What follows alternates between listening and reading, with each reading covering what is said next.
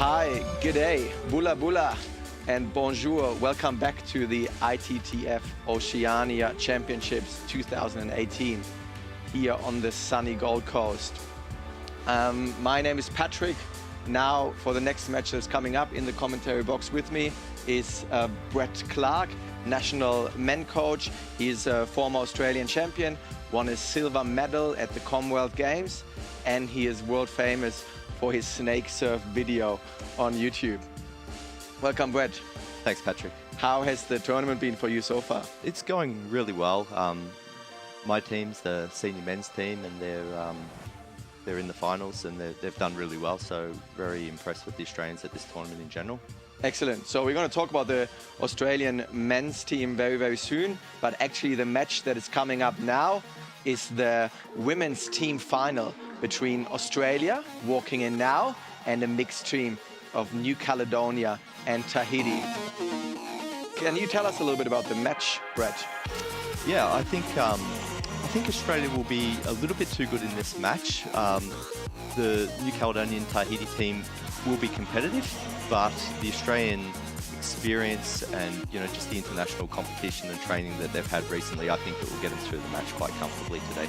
Excellent. So players here from Australia waiting for the contestants coming in now. It's a mixed team of New Caledonia and Tahiti. First player, Melvin Richmond, followed by Lorila and Solène Danger. The players for Australia are Melissa Tapper on the right-hand side. We spoke about her a bit earlier, and I'm sure we're going to talk a lot more about her in the upcoming match. Shun Ji Feng and Michelle Bromley from Australia. Referees for the match are Gary Rawnest on the right-hand side and Zach Sandick from Australia, both of them. Shaking hands, getting ready.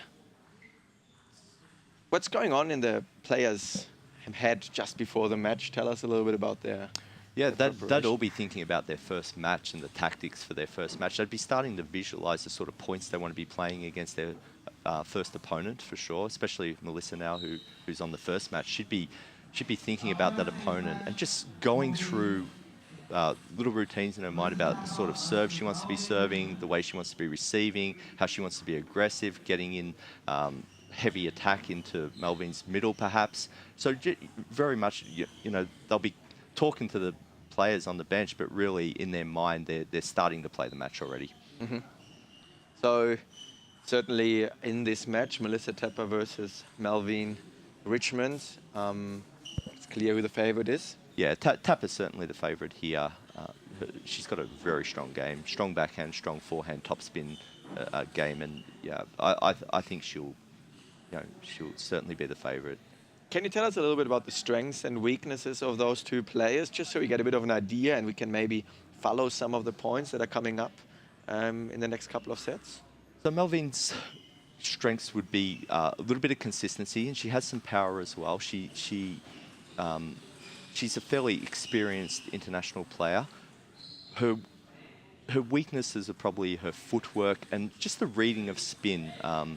A little bit of experience missing against spinny type play, so she's going to struggle with Melissa's heavy topspin play, short serves, and then aggressive sort of topspin that Melissa will use to follow up. Mm. Yeah, it rang a bell when you said that she struggles with spin, because we're going to see soon how Melissa uses a lot of rotation in her service game, yep, a lot of rotation in her attacking strokes on both sides to get an advantage over opponent. We saw the sandwich backs again. What do you think about the racket control? Racket control? Yeah, I mean, it's necessary because you can't have players using illegal substances on their racket. Quite often, in the past, players used solvents that were dangerous for health and so on. So we need to keep the sport clean. We need to have legal rackets. So it's a necessary thing that the rackets are properly tested. Yep.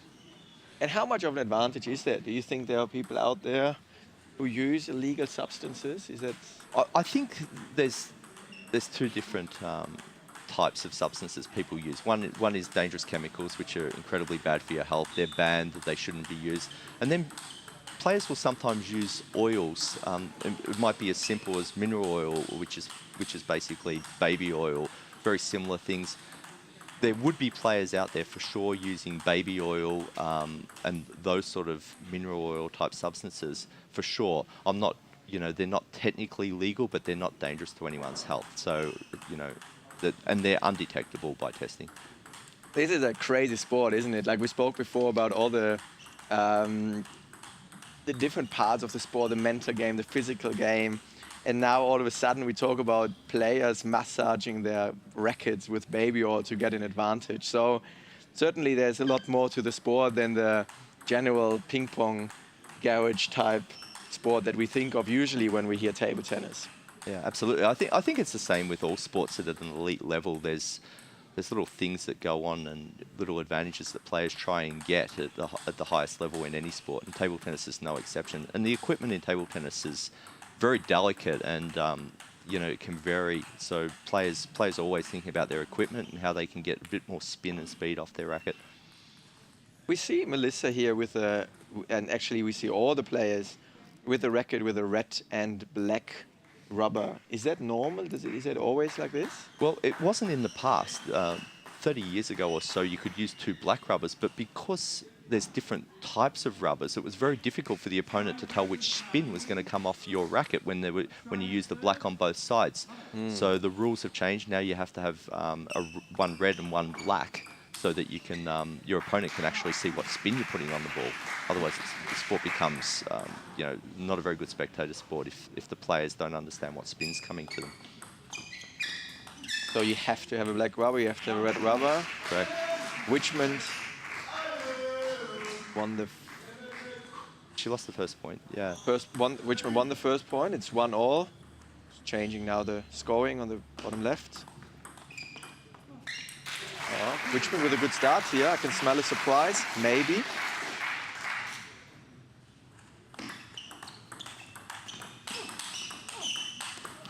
Yeah, that's an example, Patrick, of how Melissa's going to use her forehand topspin and really try and dominate the play here. You can see the spin and dip she gets on that ball, and that's going to probably be the deciding factor. Just down the line, so much variation also in this topspin.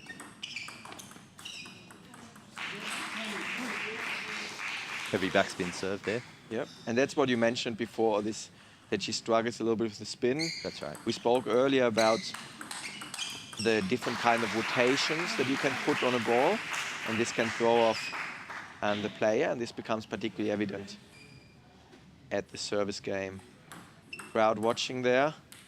Certainly, because we are on the Gold Coast, because we're in Australia, there are more fans now cheering for Melissa than there are for Melvin Richmond.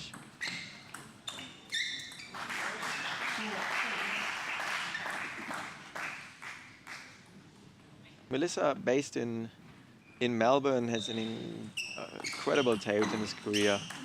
In the past, she played at Commonwealth Games, she played at Rio Olympics as well as at Paralympics, being the first Australian who were able to achieve that. Do you think she's still nervous in these kind of matches? She'd be slightly nervous.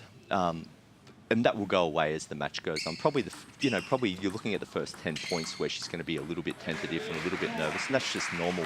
But you'll find that through her experience, she'll be able to relax as the game goes on and start to play her best shots.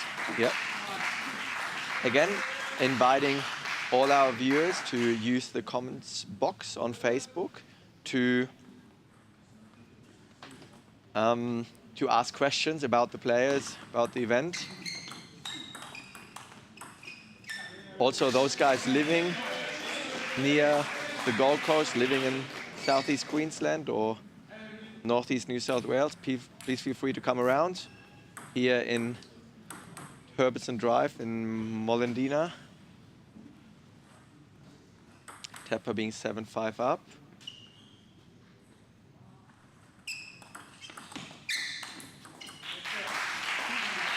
She's still a little bit tight there. She should have made that topspin for sure. She made a good serve and then tried to play a heavy topspin and sort of hit the ball into the net. That's normally a sign of tension. And that one looked better. Yeah. It's a bit over the table, and she got a lot of spin on that ball and won the point. Yeah, it's something it's quite common for for players in the beginning when they're a bit nervous, they're not as low as they usually are. They don't have the body tension. Their mind is still a bit everywhere, and sort of getting this focus mentally, and then bringing it into the body. This is the big challenge in the beginning.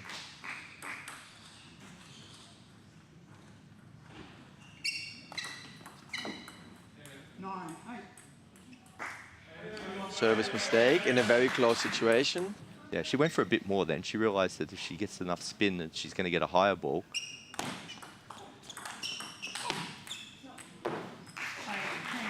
2 game points here for Melissa. And what we find is when players who are the favorite or meant to be a little bit stronger than their opponent, once this first set is over, then often we find that something loosens up and they become more dominant. Did you make the same experience? Yeah. It's confidence. I mean, you just perform better when you're confident. So that set will give Melissa a lot of confidence, and she'll come out in the next set and probably, you know, get off to a better start. Yep. Make some of those big shots that she missed there. Yep. She made enough to win the set, but she probably missed a certain percentage, which is a little bit unusual for her. Yeah. 11-8 for Melissa, first game. Coaches here.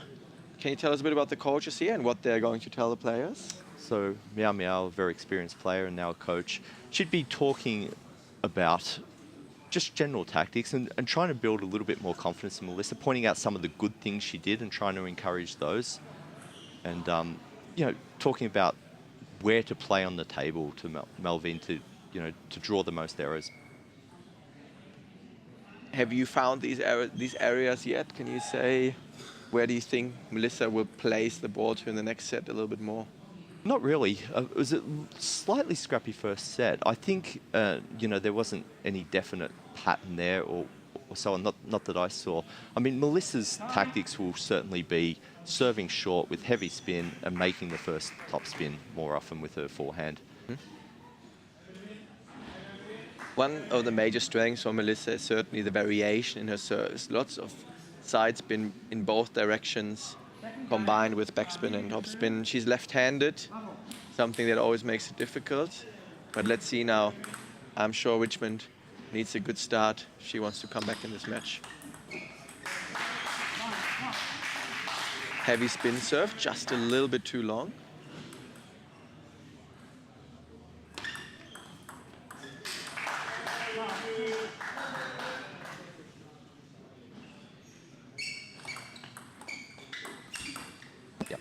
That's the sort of point Melissa will be looking to play, Patrick. Yep. Short serve with a lot of spin, get a higher, easier return and put the ball away.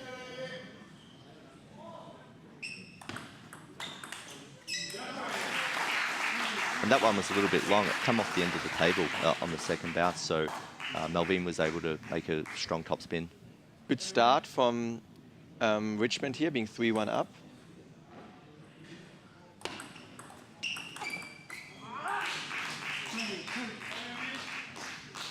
But I'm sure it's not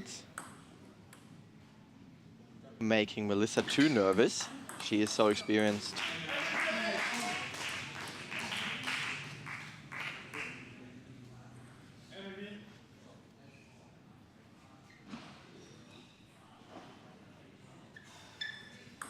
Three all.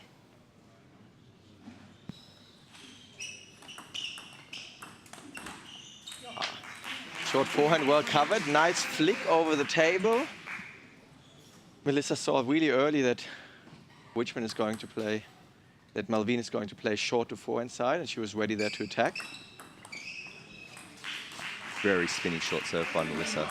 A lot of top spin and side spin. Drawing an easy error. What would be the training environment like for an athlete from the national team in Australia? Can you give us, on the viewers, a few insights on what table tennis is like in Australia? But for the top Australian players, they want to be training almost every day, at least once. So it's probably a 2 to 3 hour a day commitment, which is fairly extensive. The players also work and study. They're not full-time professionals, so it's not easy. They have to balance work, study, or study and table tennis. But you know, to their credit, they've always done a very good job of it. We've always been internationally competitive. So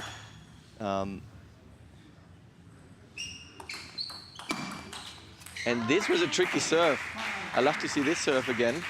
She hit this one with the backside wide to the forehand, but it seems like Malvine was well prepared and she saw that this serve would come.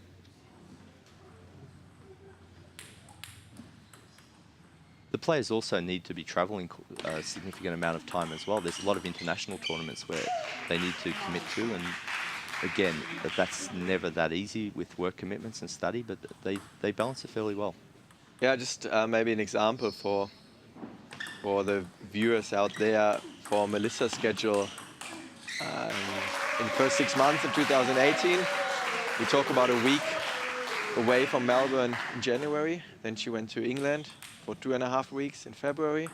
Now again, Oceania Championship, so she's away from home. Gold Coast Commonwealth Games coming up. So lots and lots of traveling. Sweden in May. So almost every month we talk about a big trip that is coming up. Vanuatu as well. Absolutely, Vanuatu in May. So yeah, it's not much home, hey. Tap her 9-6 up. That serve, do you think Malvine has a chance here to come back? Richmond coming back? No, I don't. I think this will be a short topspin serve that will go long. Yep. No, I don't think she has a chance to come back. I think Melissa's sort of playing well enough now, putting enough topspin balls on the table to sort of close this set out as well. What is interesting, I think every player has a bit of that, these two kind of, service fault there at 9-7. Melissa will say thank you to that one. 10-7. Yeah, you can see it hanging ahead there. There's a certain confidence that's lost when you serve an outright fault like that. Totally, particularly in close situations like this.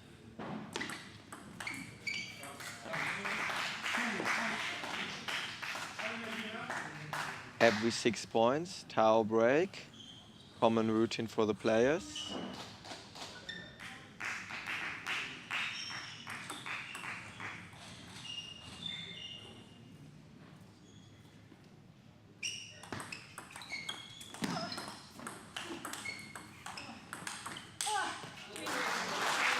Nine.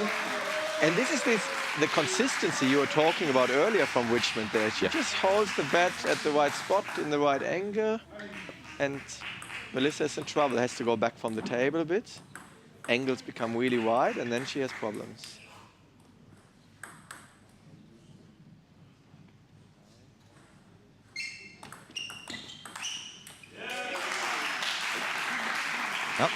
Maybe I was wrong, Patrick. There's definitely a comeback here. And that's the beauty of the sport. You never really know what's going to happen. In one moment, someone is leading 5-2, and in the next moment, all of a sudden, down 7-5, as we saw earlier today in the under-21 final. That's the sort of point Melissa wants to be playing. Nice placement. First time Melissa gets vocal and celebrates the point, trying to get a bit of tension in her body language. And very nice placement to elbow. And that's what I wanted to talk about earlier. I think every player, but particularly Melissa, we can see it really good, how she has these two different kinds of body languages. One a little bit flat, a little bit slow, flat-footed on the ground, more lethargic, and then this other active jaw, you can see her jumping and so on. Yeah, sure. And is that something you as a coach work on, to have more of the later, more the focused certainly body language? Yeah, I mean, it's actually quite difficult to have positive body language when things aren't quite going your way, obviously. And when things are going your way, then the body language improves. But you can turn it upside down and, you know, improve your body language, which hopefully rubs off on your game, makes you play better.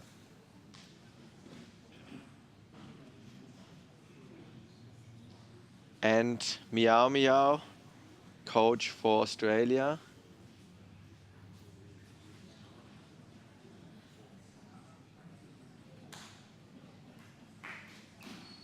Meow Meow is an Australian legend, participated at how many?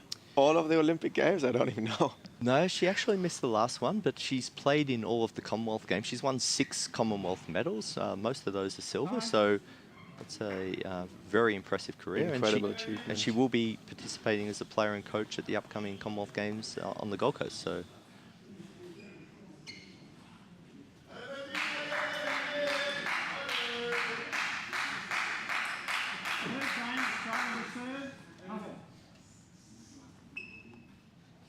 Tepper 2-0 up. It's a best-of-5 match, so this might be the last game that we're watching of Tepper and Richmond if Melissa is able to dominate the game, or at least lead in the game just as she did in the last 2 games.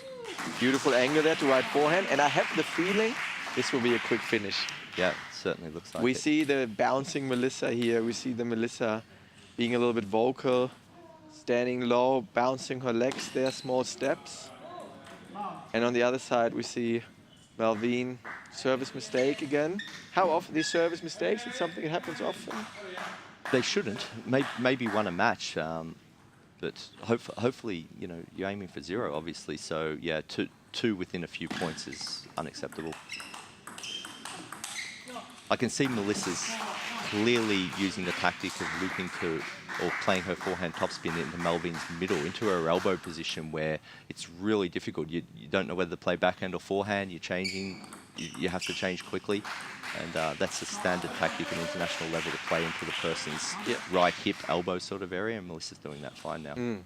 Yeah, something we saw as well in the previous matches. The elbow area was certainly the most vulnerable area. And time out now, 2-0 down, 5-0 down. Can we talk about a late time out there? Is that too late maybe? Could be. I mean, it's going to be incredibly hard to come back from here. But when you take a timeout, you need to come up with something that's going to disturb the other player, because you're in a position where you're probably going to lose the match.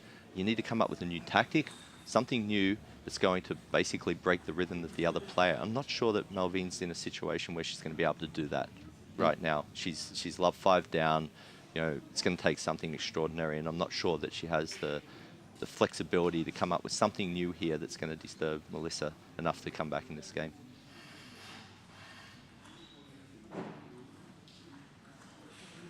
It's these kind of moments where it might turn over again, where then maybe momentum goes over to the other side again.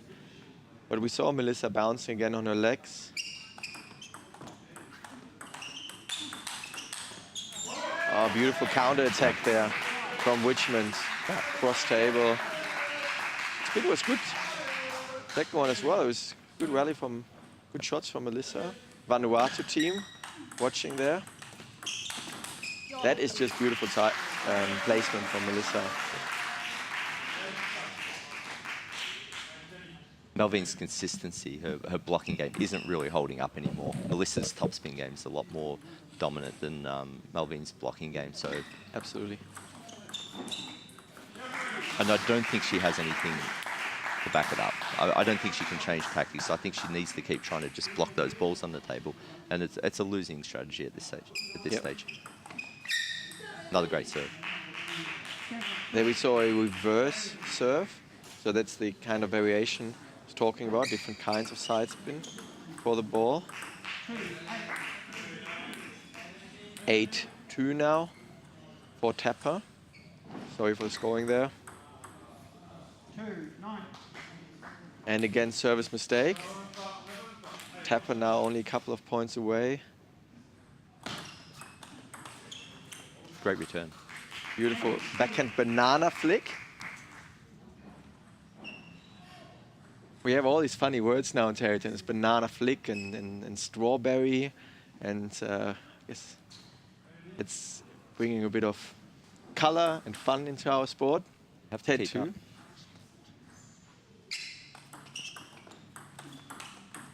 Oh, beautiful backhand. Beautiful backhand. And as we thought it might happen in the third set, the body language was clear. Melissa Tepper wins this match 3-0, bringing Australia up 1-0 over the mixed team of New Caledonia and Tahiti. talk a bit about the. Let's talk a bit about the coaching and the coaching rules, as well as the timeout. Are you someone who likes to take early timeouts or rather later? What's your philosophy there? I like to take timeouts when I think the opponent has sort of hit the zone. They're starting to play their best table tennis, and my player is like looking like they don't believe it anymore. They look like they don't feel like they can win the match anymore. They feel like they're beaten. You can take a timeout and you can talk to the player and encourage them, and talk about situations where they've won matches from this position before, and sort of take them through some sort of story where they're going to come back. You can do this sort of thing, and send them out with a new attitude. Yeah. So what stage of the game that happens at can vary, whether it's in the last set or in the second last set or whatever. But yeah, they're the times I like to take the time out. From my experience, also, it's really dependent on the player. So there are these kind of players who are, let's say, on the table, are really intelligent, really clever, and they know when to slow down and maybe change the speed, the rhythm of the game. And then there are others who struggle a little bit more to read that. Absolutely. And seeing now coming onto the table, it's Loila from New Caledonia and Tracy Fang from Australia. Tracy Fang from Australia. Again, tell me a bit about those two players. Who's your favorite? Tracy is a clear favorite here. She's a really strong player. She has a very balanced game, equal backhand and forehand. She doesn't use a lot of spin, but she uses a lot of speed, a good frequency, and Laurie is quite aggressive. She plays a very aggressive game, but she's inconsistent. She smashes a lot of forehand. She'll go after the ball, makes some errors, makes some good shots. But I think at the end of the day, Tracy's going to come out on top here. She's older, she's more experienced, she's a better player. Definitely worth to mention the age there, where Laurie is only 14 years old, still a cadet, participated at multiple World Cadet Challenges, last time in Fiji, 2017. So represented not just New Caledonia, but also represented Oceania on world level. Tracy, on the opposite, tell us a bit about her playing history. Tracy finished third at the Commonwealth Games qualification tournament in January this year, and had a lot of great wins against the other Australian players. So she's one of our top players. She'll be playing singles and mixed doubles and the teams event at the upcoming Commonwealth Games. Yeah. So she's extremely strong. She's highly competitive at Oceania level. So again, I think there's a class difference here, and I think you'll see her run away with this match when the nerves settle down. She does tend to get a little bit nervous in the first set, but if she gets off to a good start, I think the floodgates will open pretty quickly, and you'll see a really strong performance. So the teams in the corner there, looking quite relaxed actually, given it's the women's teams final of the 2018 ITTF-Oceania Championships.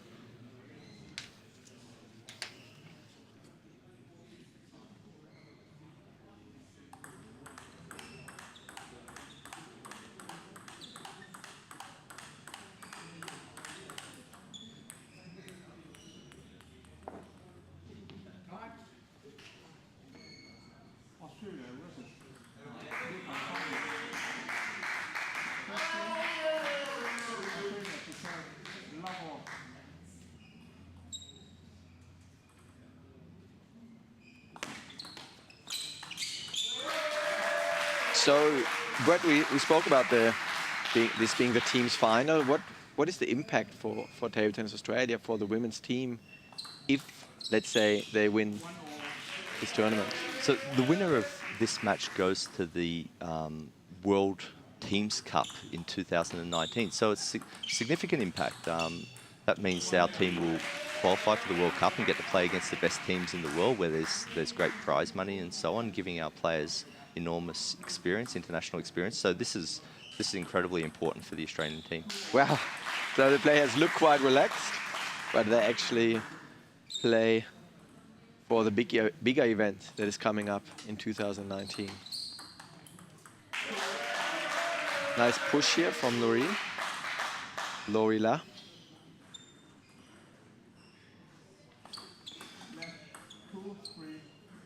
Let serve, that means the ball just hit the edge. How many can you play of these serves?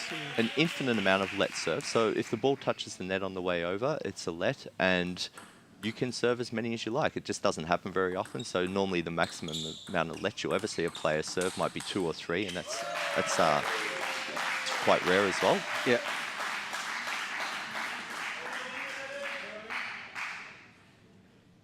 Yeah, that's certainly Lori's last game.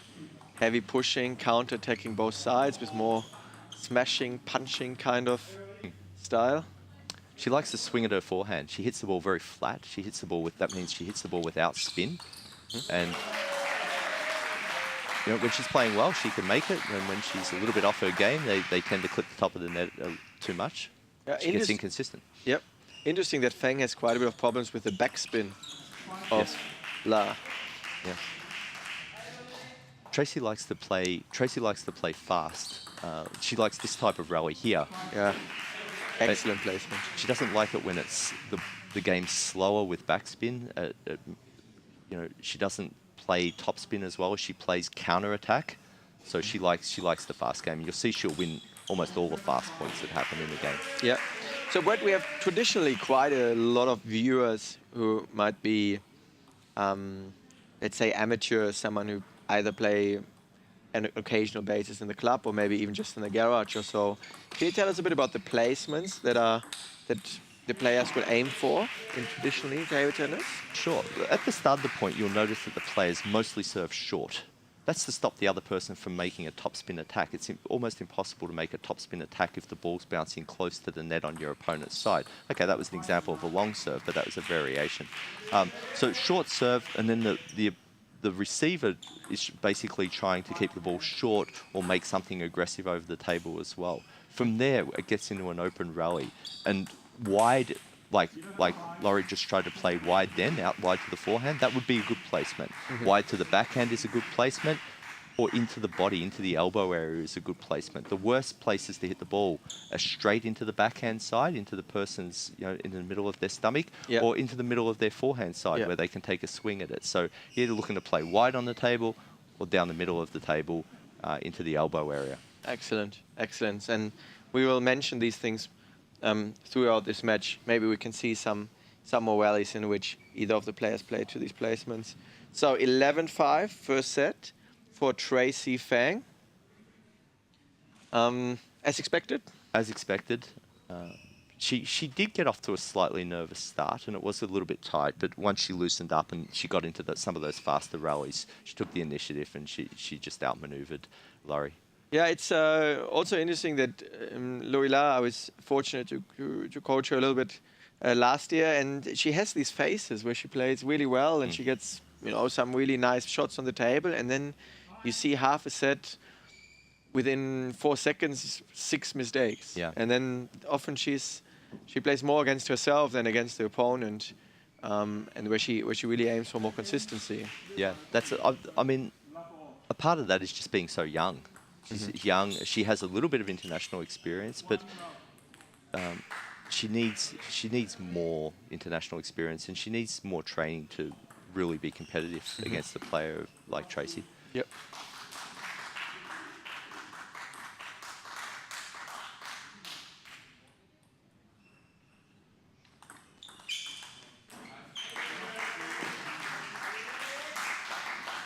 No, she's got off to a good start here. Absolutely. And she'll need that. She'll need that for a bit of confidence, and to make Tracy start to wonder whether she's still got the goods. But I can imagine that will be a fairly fast turnaround. It's often also the case that those better players, they can just step up one level if they have to. Yeah. And is that, again, the mental side? It is, yeah. Top players just, when the pressure comes on, they tend to focus more and they tend to lift. So yeah, it's completely mental. Laurie's been able to slow the game down here with some of those backspin balls we were talking about, some of that slower backspin play. And Tracy clearly doesn't like it. She wants more open rallies. So any kind of rotation is good, or do the players aim for a certain kind of rotation more than others? You know, it depends on the situation. There's the forehand smash that's inconsistent.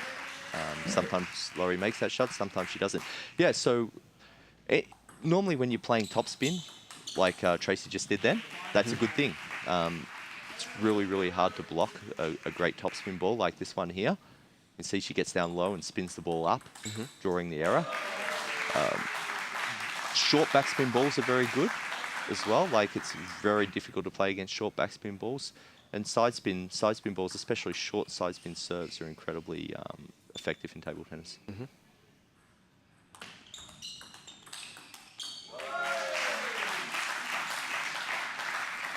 You notice Tracy's serving long now into Laurie's backhand to try and get into those faster rallies, so she doesn't have to play against that slow backspin type play. Yep. This here's a slow backspin type play that she doesn't like, and she loses the point again. Yep.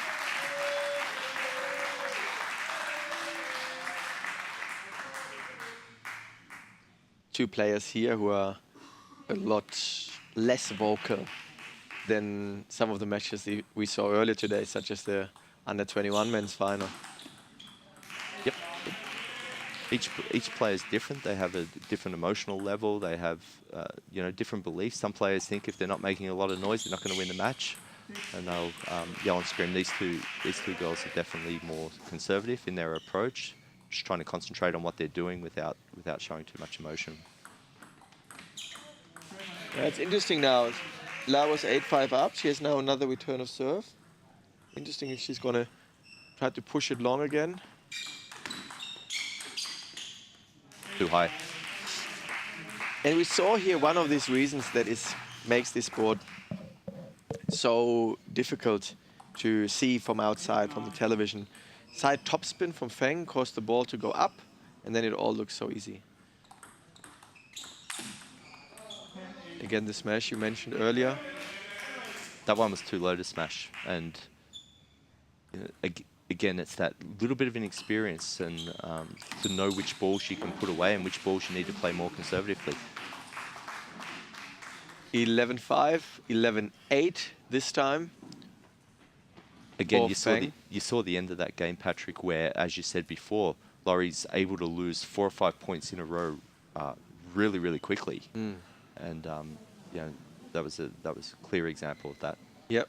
It's a little bit always this sort of momentum of the game. When do you slow down? When do you go a bit faster? And this was certainly one of those moments where La would have been probably better off to step away from the table a little bit, wait this extra second at the towel, and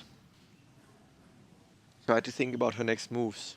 When you get very nervous, you don't realize how fast you move, you know, how fast you're playing, and you know, how little time you're taking between points. You feel like it's taking, you know, you're taking your time, but from the outside you just rush. You can still be rushing, and that's experience as well. So as she's getting nervous, she's playing faster and faster and faster and playing into the other person's hands. Yep. From your experience, because we just see how much the serves matters for Feng. Whenever she plays a decent serve, it's a quick finish. Whenever the serve is maybe too much backspin or so, then it's quite easy for Laurie to get into the game. Do you have some advice for our listeners and viewers on how they can practice their serves? Sure, you can grab a lot of balls and put them in a bucket, so you know you don't have to keep picking up the ball after you serve, and you can serve one serve after the other until you're getting more spin on the ball, basically. So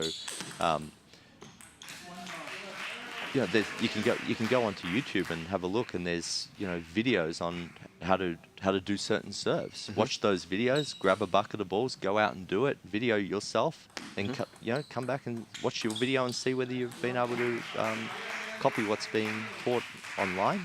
Yep. Excellent. I mentioned the snake serve earlier, the video that you put up on YouTube, but in general, for those who don't know it, Brett Clark was always really, really famous for his very strong service game that set you up for a lot of points.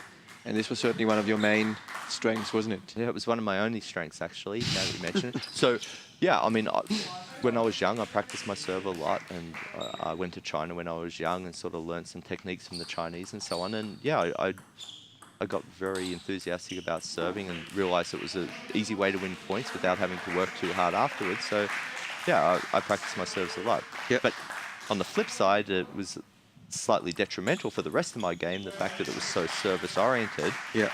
Maybe, and I didn't play as many rallies as other players. And when I played quality players, my backhand and forehand suffered because I wasn't used to rallying. So it was a bit of a balancing act to try and improve other aspects of my game later on in my senior career as well. Absolutely. And I like to explain lots of the players I used to coach that for me, service is not so much that has anything to do with talent or so. It's just pure practice. Yeah, it's practice. Technique and practice.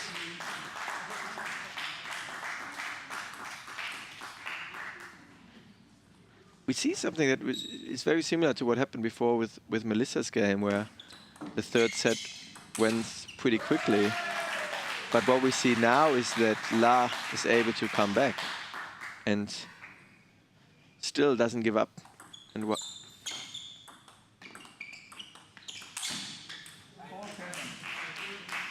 Yeah, Feng now almost waiting a little bit for this forehand smash. Yeah. She knows it's a bit erratic and Yep. not as consistent. Yep. In the background there, Danger getting ready.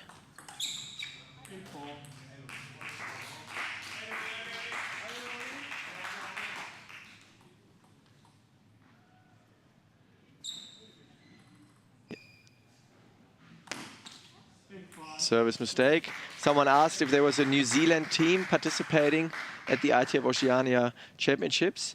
The answer is yes for the men, but not for the women's team event. Good answer. Keep asking all the questions in the Facebook comments box, and we will, I promise, to answer all of them along the way.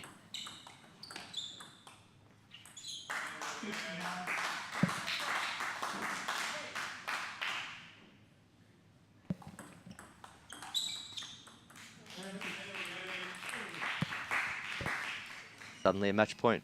Absolutely.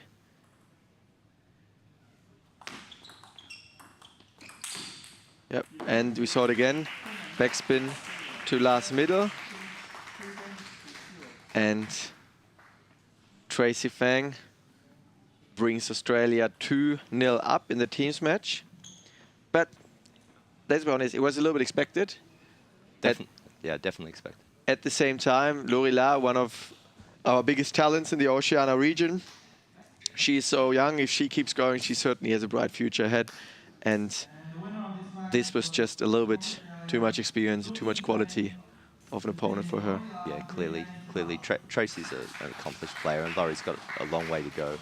But as you said, she's got a lot of talent, and with the right training and so on, she'll be one of the players to watch out for in years to come. Next match that is coming up is Michelle Bromley versus Solène Danger. Again, Brett, you know these players really well. Can you give us a few insights of what we are going to see in the next couple of games? Sure. With Bromley, you're going to see incredibly consistent rallying. So she won't miss a lot of balls. She'll keep the ball on the table. You won't see a lot of spin and power from Michelle, but you will see absolute consistency. From Danger, from Solène, you're going to see a very aggressive forehand smash with some close to the table rallying skills. It's a good matchup. I think Michelle will just be too strong. She'll be too consistent. She'll keep enough balls on the table. Yep. Solène, at the end of the day, isn't going to make enough of those forehand smashes and probably even fall behind in some of the rally play. So that's my expectation, that Michelle will get up probably 3-0, 3-1. What I really like about Bromley is her fighting spirit. Yes. Very vocal. And we said before how different personalities have a different approach there on the table. She's certainly one that can move the crowd a little bit. And From Australia, Michelle Bromley.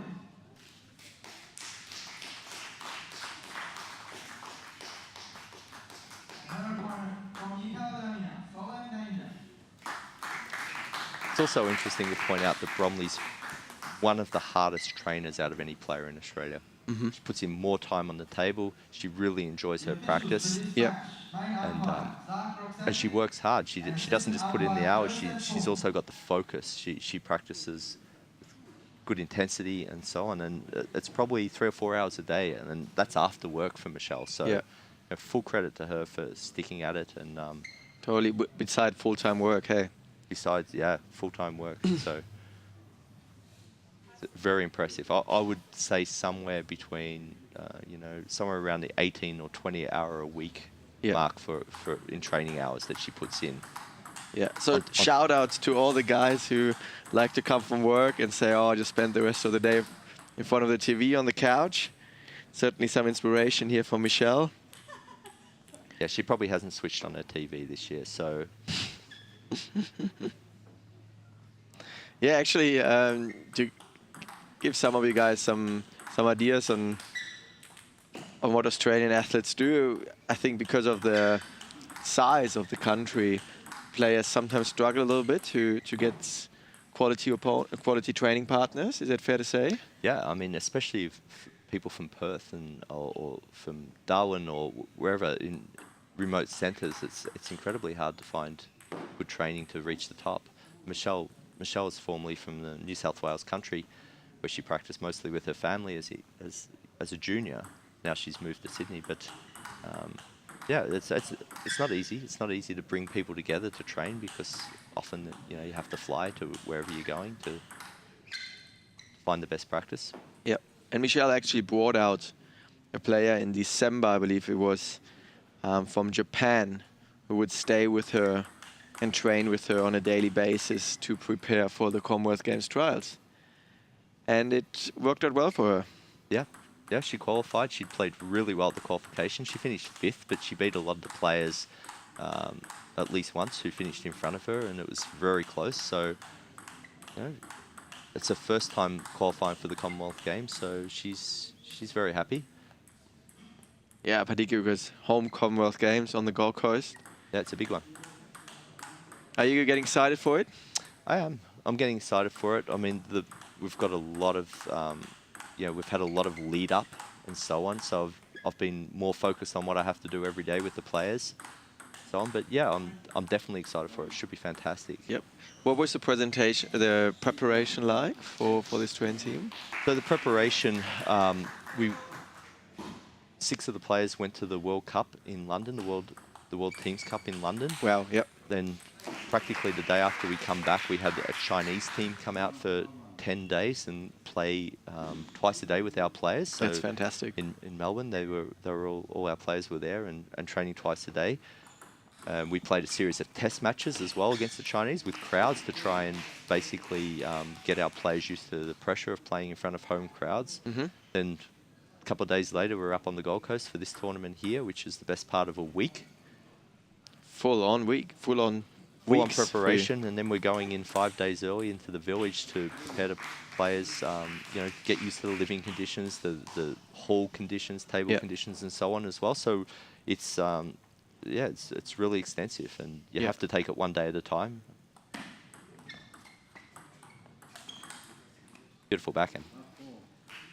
Yeah, Bromley certainly got the good start here in that match. 4-0 up against Danger.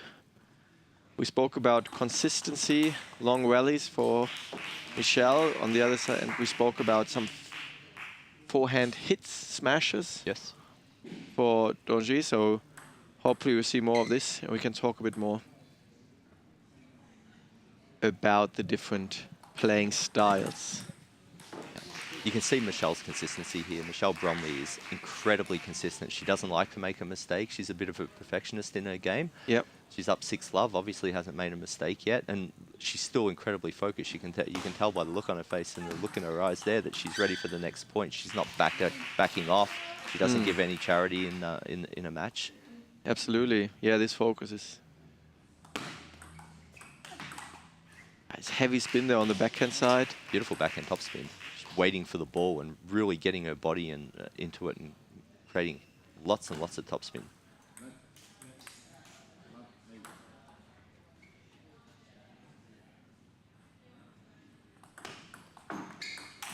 Oh, 9-0 up. Yeah. That's normally Solène Danger's game, or Danger's game. She likes to make a lot of forehand smashes. She uses a pimple rubber on her forehand. Similar. Oh, okay. Yeah, she uses what's called a short pimple rubber, which is not smooth and it doesn't have a lot of grip. That allows her to smash through the ball and make some really strong shots, but she just hasn't really had the chance here. And the moment she got her first chance, she just had lost confidence by this stage. Yep, nice rally here. Great maneuvering. Wide to the forehand, wide to the backhand, into the middle. Beautiful shots.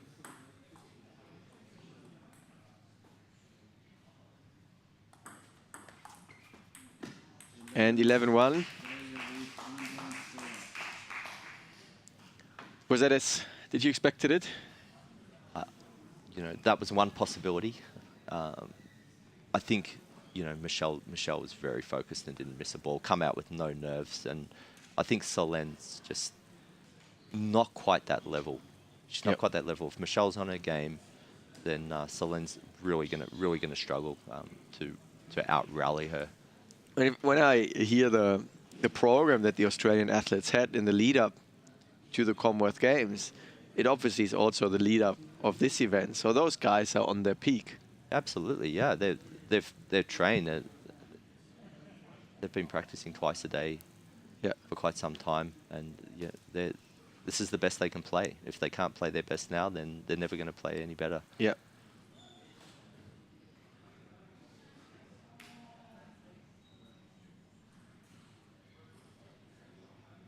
Last chance for the mixed team of New Caledonia and Tahiti. Last chance for Solène Danger to get back into the match.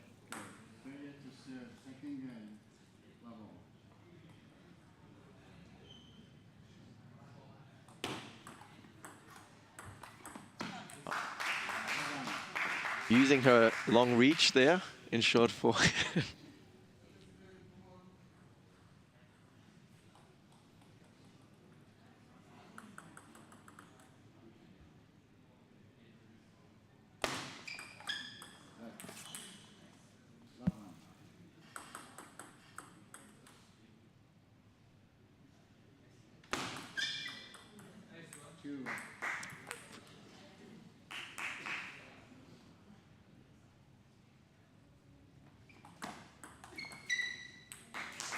We saw quite a few service mistakes.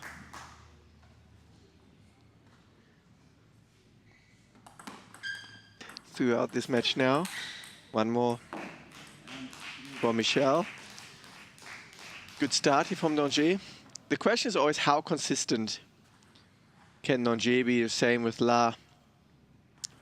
These unforced errors, they don't just cause a point for the opponent, they also break you mentally a little bit. And to then be confident after a couple of mistakes is so hard. Yeah, I mean, you can see there Solène just made a forehand smash, but it's one of her first really, and that's one of the big parts of her game. If you're not, there's another one. So that's what she wants to be doing. She wants to be getting some higher balls, making some forehand smashes with this short pimple type rubber. Yep. But when they're missing, then there's not a lot of backup there. Michelle clearly has the better backhand. She's making topspin. Solène's blocking out. It's happened time and time again in the first set, and it's starting to happen a little bit now. Maybe a bit of history also of how table tennis has changed over the last 15, 20 years. I think it used to be very common to have a strong serve and then playing one massive forehand. Right. But what we find nowadays is a little bit different, isn't it? It is. A part of it is the change in the ball. What the ball's made out of has actually changed. It used to be made out of a substance called celluloid. Now it's made out of plastic. And the plastic ball's slower and it doesn't spin as much. It's hard to get a lot of spin on the ball. So the game's evolving into less spin and more consistency. And you know, you need a stronger backhand. Before you could just have a strong forehand and play topspin or smashing type game. Yep. But now you need a stronger backhand as well because the ball comes back a little bit more often. If you don't have strong backhand and forehand, then you fall behind the play. Spin, the serve gets less spin. And this is why they changed the balls. Was there a particular reason they decided to change the balls? Yeah, the ball was changed for a few reasons, but one of them was certainly that it's a better spectacle when there's a few more rallies and there's less spin. Like spectators don't totally understand the impact spin has on the receiver. If you make a good serve with the old celluloid ball, you can win a point outright so often. But with the plastic ball, you don't win it outright as often. The player will return it more. Suddenly you get into some more rallies. The game's more attractive. So that's certainly one of the reasons why they changed the substance of the ball. And then there was the hazardous material that was used. There was Yeah. So celluloid in its powder form is a dangerous substance. By the time it's molded into a ball, it's not dangerous anymore, but the manufacturing of celluloid is actually quite dangerous. And a lot of countries refuse to have manufacturing with powdered celluloid, so only China was making balls at the end, and one factory in Japan, so most of the factories were in China. So now it's a little bit more of an even playing field, and some of the Western countries can make table tennis balls now. Some of the balls are made in Germany, for example. That hasn't happened for a long time. So the hazardous material was definitely a factor as well. Yeah, it's quite interesting. One of the companies, I think from Ireland, became quite popular for table tennis balls, was actually a company that used to do roller deodorants and the little plastic ball there. And then they started to do to make table tennis balls because they saw they had the material and the machinery and stuff to produce it. Yep, they had the setup.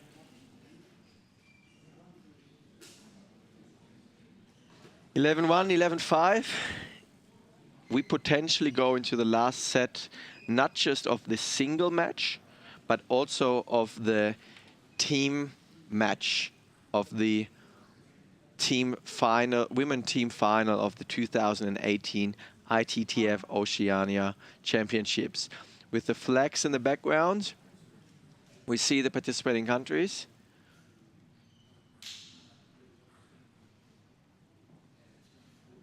Players coming back to the table.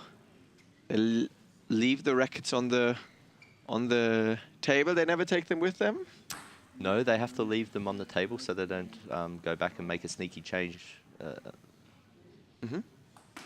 So you're not allowed to change your racket in the middle of a match. And if you walk back to the bench to the coach, you could they could maybe slip you a different racket and you could change your racket. So they need to be left on the table. Yep.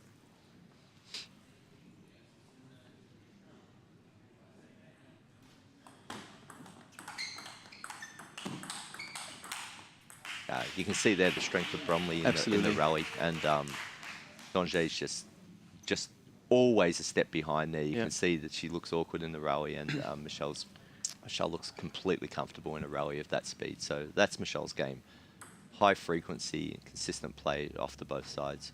What's missing in those rallies for Donge, and I can only invite the viewers to have a look at this, is also the depth of the shots. Quite short behind the net, which makes it relatively easy for Michelle to then put pressure on her again. Sure. The quality of the ball. She's just not. There's no penetration on her shots. She's really just reacting, and Michelle's controlling where the ball's going, sort of thing. So, she's lucky to get a racket behind some of these balls and actually hit the ball on the table. So then there's no penetration. As you said, there's no depth. It's not near the baseline. It's almost anywhere randomly on the table. Yeah. Tomahawk with reverse serve here from Donge looked a little bit like Ding Ning with the side topspin that she created there. We'll see if she plays it again. It's the regular Tomahawk. Yeah, this time regular Tomahawk serve. So we can truly say she tries everything here to get an advantage over Michelle.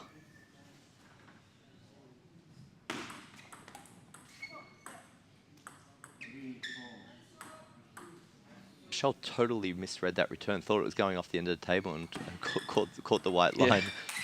Quite embarrassing. Do you think Do you think there's a focus problem now? Like 2-0 up, the team is leading. Yeah. Maybe, perhaps a little bit. I mean, Michelle's a little bit relentless with her focus. She's got perhaps the best focus around.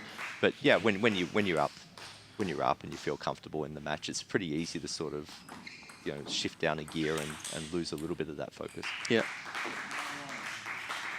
But these are tricky serves as well. Like we can, with the short pimples in particular, they're creating this side topspin. That's not easy. Yeah, that was a side topspin serve, and Michelle clearly didn't read it and popped the ball up. So quite effective. Yeah. Inconsistency on the forehand from Solène.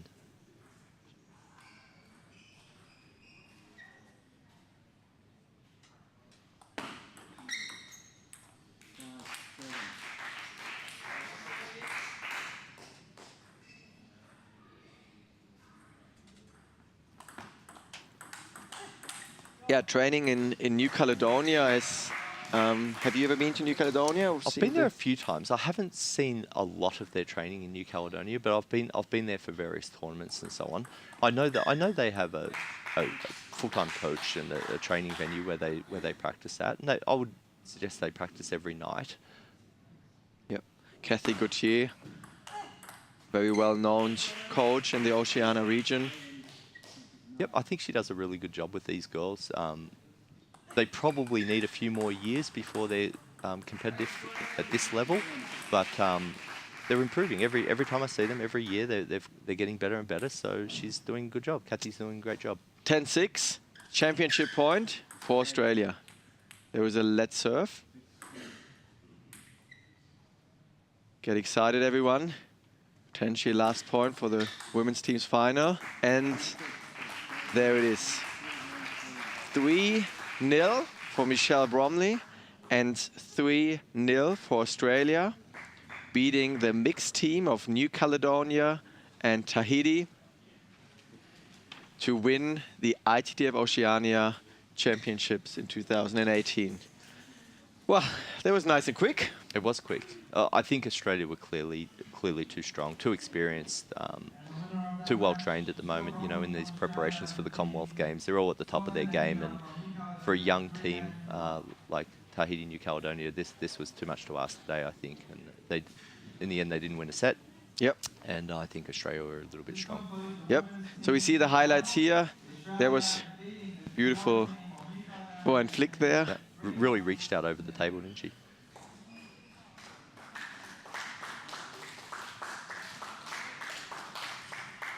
And we had some beautiful rallies there, particularly backhand side for Michelle, starting up the spinny game and then being able to follow up with her forehand.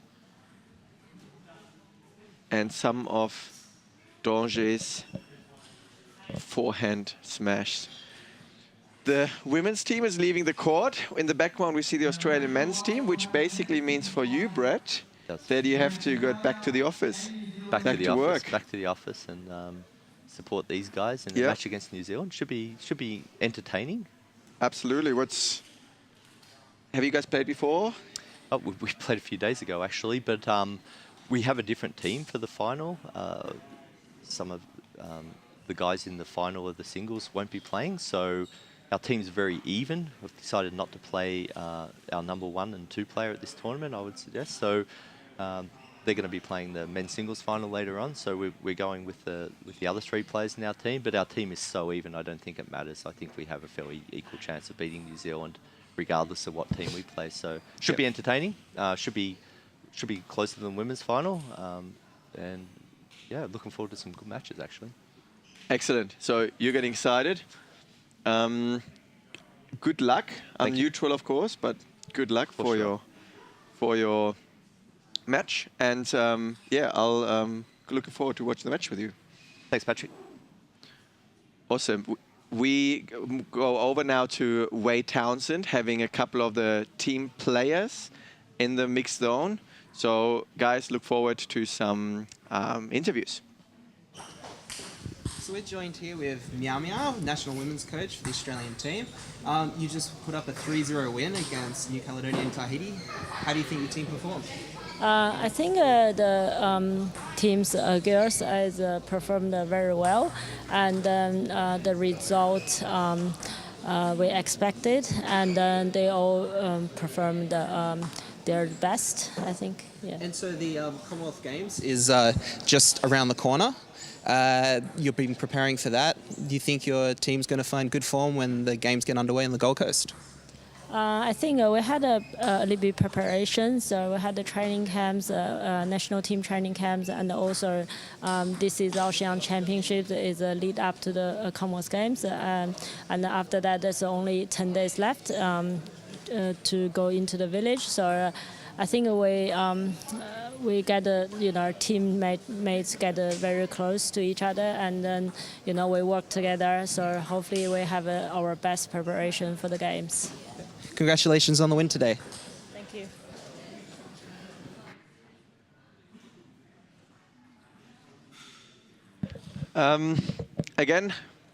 Again, for all the people out there on Facebook, please feel free to use the comments box and ask all the questions that you have in regards to the tournament, in regards to the players, in regards to us. Feel free. If you want to shout out, let me know, and I'm more than welcome to welcome you guys here with me in the commentary box. Players getting ready now. The spectators, some of them went out for a break. Quickly getting some snacks, some drinks to get ready for the next final, which is the men's team final with New Zealand versus Australia. Big rivalry of those two countries, not just in table tennis, but all over sport. So there's a bit of history of these two countries playing against each other. There was a time in which New Zealand was stronger over the last couple of years. Maybe Australia leading a little bit more. But there are some really, really strong juniors coming up in New Zealand, and it will be really interesting to see over the next couple of years which country will win those tournaments, those big international tournaments, such as the 2018 ITTF-Oceania Championships. We are present not just on Facebook, but also on Instagram, also on Twitter. So please feel free to follow us on these channels to stay up to date with any kind of news. We have a packed calendar in table tennis over the next couple of months with of course, the Commonwealth Games are coming up, but ITTF-Oceania Cup coming up, where the best players of the continent are playing against each other in Vanuatu, which is happening in May. A team of younger players from Oceania will go to Thailand and Singapore for the Thailand Junior and Cadet Open and a training camp in Singapore with the Singaporean national team. So lots and lots and lots of events coming up. And I haven't even mentioned all the World Tour events happening. One of them will happen in Australia, the Australian Open, a platinum event, which can be seen as something like the Grand Slam of table tennis. It's happening in July, where the best players all around the world will come to Geelong in Victoria to fight for a large prize money.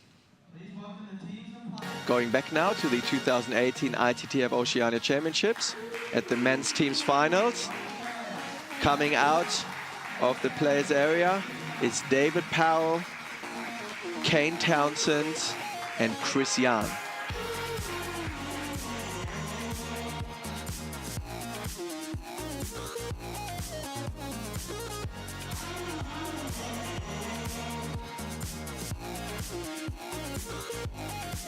Referees of the match are Andrew Martin and Steve Gillespie, both from Australia. For New Zealand, playing Matthew Ball, Dean Shue, and Alfred Della Penna. Again, 5 single matches in total. And whoever wins 3 matches first will win the title of the Oceania Championships. As Brett Clark, national men's coach, mentioned earlier, the Australian team played against New Zealand before, a couple of days ago. And this time there's a different team playing for Australia, which means really it's a 50-50 match, and it's difficult to say who's going to win this match. 5 players plus 1 coach currently. In for New Zealand, currently 4 players, 1 coach. Now this extra player is the reserve player that usually then plays if someone gets injured, but in other occasions, such as the Australian team, the 5 players are so equal that you can choose any of those 3 and you would have a really strong team. And that gives this extra bit of variability for Australia, that they can pick the players depending on the opponents that are playing. First match that is coming up, Powell from Australia versus Ball from New Zealand. Starting with a 2-minute warm-up, something we've seen in all the matches, starting with forehand to forehand, going over to warming up on backhand to backhand. Now, all these players have done a long warm-up already, so they would have spent the last 1.5 to 2 hours warming up off the court and then on the table.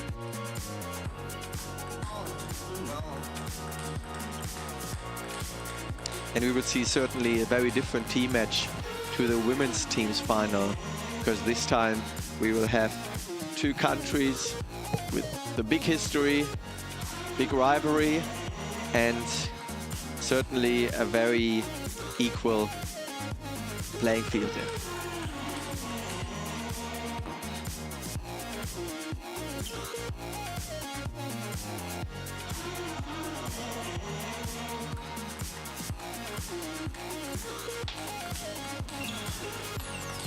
Both players are internationally very experienced. Maybe David Powell being, based on the world ranking, the favorite. He's currently, I think, something around top 120 in the world. So again, we certainly have absolute world-class table tennis here on the Gold Coast. Players are in the background, are looking relaxed, but this might change a bit later when those players are getting to serious business.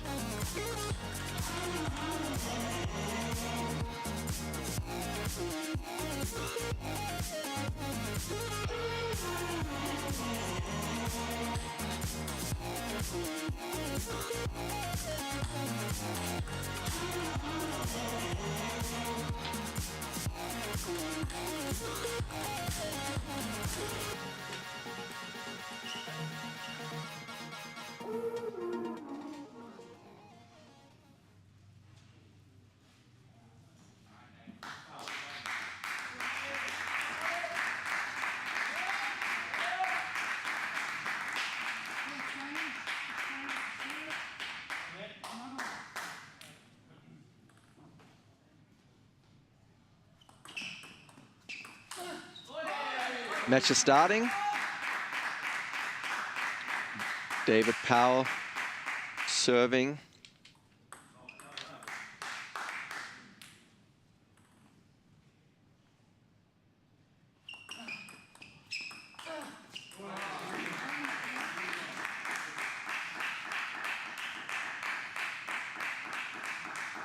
One all, ball serving now.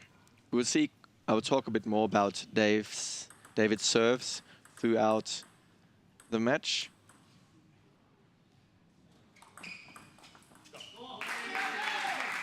Ball being relatively a tall, a tall player. And that is not necessarily, that's not always an advantage, doesn't have to be a disadvantage either. What we find is a tall player gives you a little bit more reach. It's a bit easier to cover the wide wings, but in the middle area you might be a little bit more vulnerable just because you're not so flexible. With me in the commentary box is a new visitor. We have Benjamin Gould here, who played the under-21 men's final today. And we just lost in a really epic match for me. So welcome, Benjamin. It's going to talk a little bit more about you. You are a national athlete, been for I don't know how many years now. You represented Australia on multiple occasions all around the world. How are you feeling after the match? Oh, a bit disappointed, but, you know, Nathan played a bit better today, so, I mean, good on him, you know. Yep. You guys have played before against each other? Yeah, we played a few times recently. Unfortunately, he's come out on top most times. But again, that just goes to show how strong he is, especially against all different types of players. And so, are you guys similar age? I believe he is 2 years younger than me. Yep. Okay, so I assume you guys are going to play against each other lots and lots of times. But let's have a look at this match now. Powell against Ball. Ball had the better start, being 6-2 up.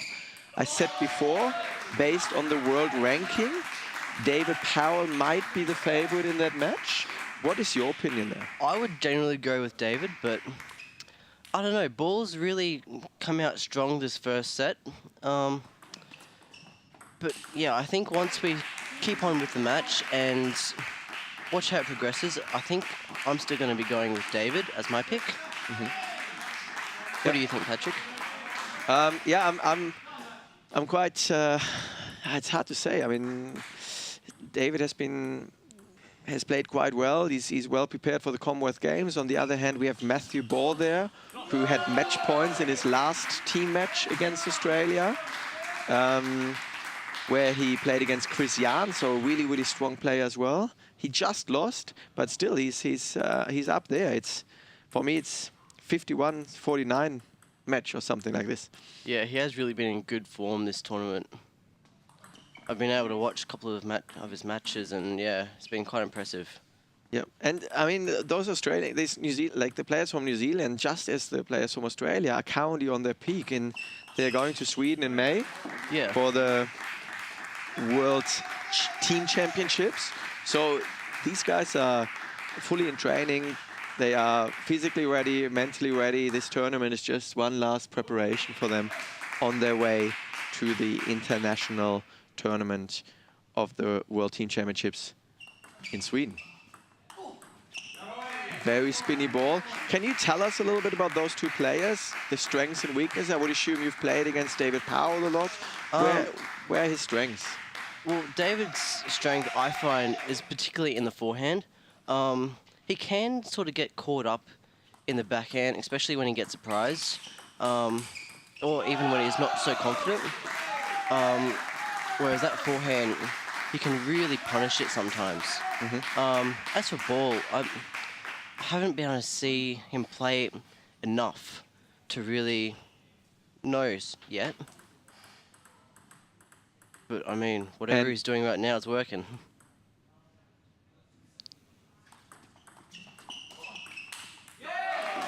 Heavy spin to forehand side.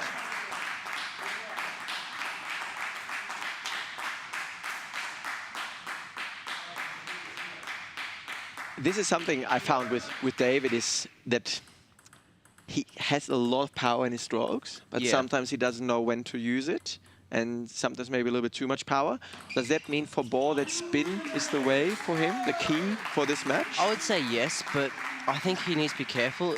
He really needs to keep it away from David's real hitting spots, you know? If he can keep him in the middle and even wider both sides, he should be pretty safe there. And should win a lot of points. So when you say hitting spots, which part of the table do you think are, So just- are those kind of hitting spots? For David, I'd say particularly just straight into the forehand, middle of the forehand half, and probably to the corner of the backhand, I'd say he's where he stands. Because there, on the backhand, especially when he's confident, he can really get that swing on it. Be quite interesting to hear what the coaches have to say right now. When you as a player now, having experienced lots of different coaches, what is the coaches are usually doing? Are they more calming someone down? Are they really pushing? What is the general approach there? Generally just depends on the player. I know that, or I believe that David generally goes for a bit more of a tactical approach. So he gets his coaches to really give him lots of tactics and information. And I know Brett's really good at that. Okay.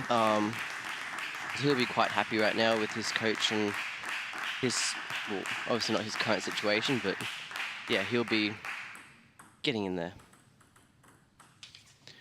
And then Tim, New Zealand coach, he is quite energetic, isn't he? Yeah, I believe, again, I'm not 100% sure, but I believe he's the opposite sort of coach. He's a bit more motivational, bit more emotional. His real goal is just to pump up the player, keep them fighting, keep them going. And honestly, sometimes I feel like this is exactly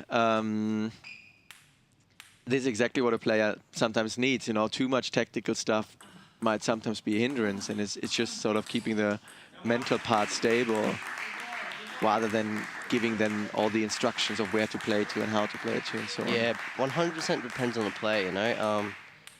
For example, I prefer mental. Motivational, it just keeps me going. But yeah, people just like different things. Lots of the preparation for the match would also happen before the match, isn't it?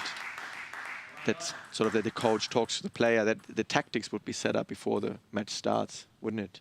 Yeah, you'd find at this level, the players are looking at videos, etc., of their opponents before the match, studying every little detail as to where they can win points, and really just where they will win the match. Yep.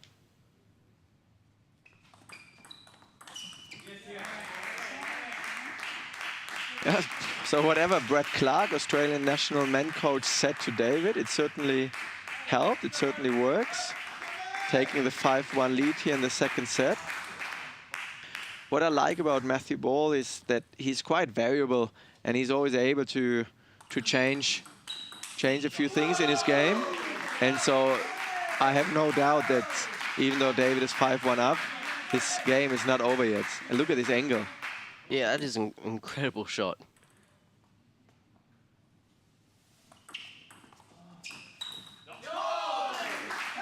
I think that last shot just put a bit more pressure on David there, and now he's making might even start making more and more unforced errors.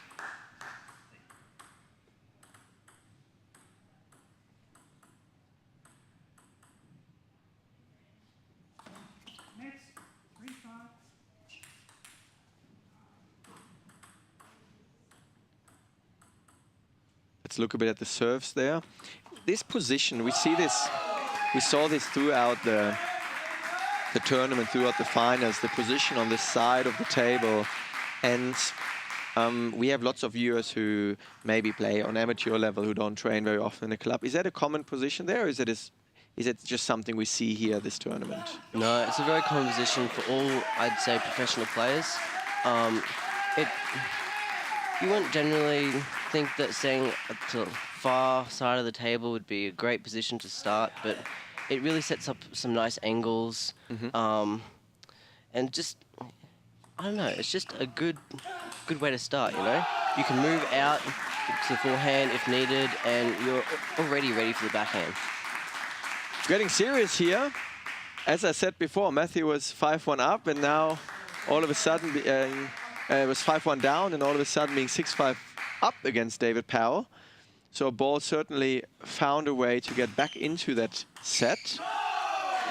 And we see there's some more unforced errors. I think David's really feeling the pressure here. Also, lots of, maybe some of the viewers want to watch a bit of the rhythm change there. Sometimes a fast push deep into middle, sometimes more a slower half-long ball.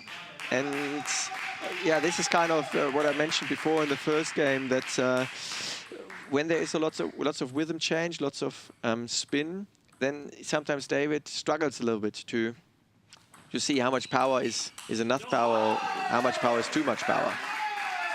Yeah, I have seen him have that problem in a couple of tournaments. He's just played some... He's struggled against a bit more variation, and he hasn't been able to change with the game. But I guess we'll keep watching.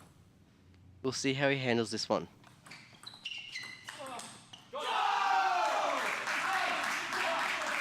Ball, also incredibly smart player in general. He is not just a player, but also does some coaching work in his local area as well.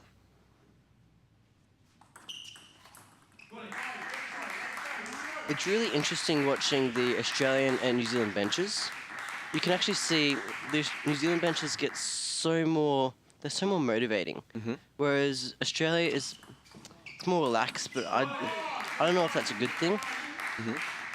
Focused, though, like even Very Australia, focused, yeah. yeah. I was talking before about the rivalry between Australia and New Zealand. Do you feel this extra bit of motivation? Yeah, definitely. We have a very large rivalry. Yeah. I guess both teams always want to win. Yeah. No matter what the situation is, we always want to win. Yeah. But yeah, I feel like New Zealand might actually be working a tiny bit harder for this one today.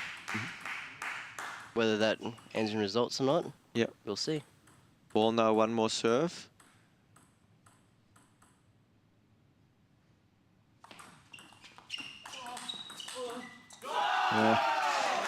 This placement, it's I guess exactly what you spoke about before, the hitting zones. You know, he plays one to middle, and then bam, wide to forehands, and David Powell can't reach it.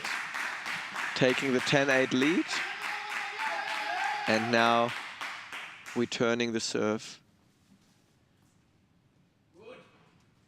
to hopefully have a 2-0 lead.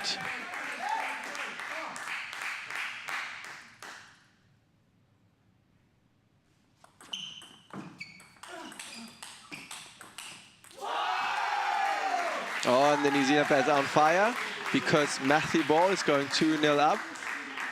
Well, that tells you how much I know about table tennis. Not much. Matthew Ball, 2-0 up, 11-5, 11-8. He was 5-1 down in the second set, but he didn't seem to be too impressed about his being 4 points down. Just changing a couple of things, making return of game, service game a bit stronger. I think it could be hard for David to come back from this position, especially with a variable player like Matthew. Like he can always change his game, and I think it'll be really tough to get that motivation back up for David. We also spoke about before about the different events that are coming up for Australia, such as now the Commonwealth Games. Do you think that somewhere in the back of his mind that maybe the focus is on a different tournament? And I don't want to make up an excuse here. I just wonder what's going on in the head of an athlete. Oh yeah, of course. I mean, he's playing the Commonwealth Games in just a matter of weeks, and then like that's a huge event for any athlete. Yeah.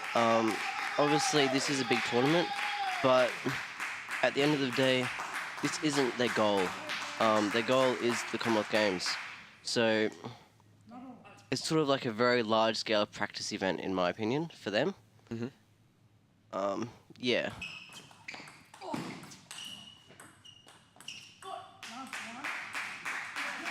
And this start now of this set is incredibly important. Yeah, David will want to start well here. Yeah, I think he needs to. Yeah. For me, someone like David also he wants to have a bit of control. So he's the typical example of if you are 1-0 down and then you lose, let's say you're 5-1 up, and then it comes to 5-3, 5-4, maybe it's time for a timeout. Yeah. You know, someone, this second set can be crucial. But again, maybe I'm wrong and he just has a massive comeback now. Beautiful forehand flick. The serve was just a touch too high, which then gives the players the opportunity to attack straight away.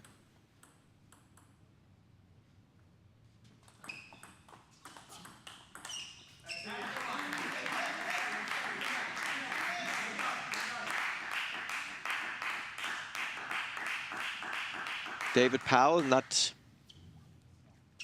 playing full-time table tennis. He's a teacher at a private school and practice a lot after his work and on the weekends, which includes then the table tennis training, but of course also the gym work.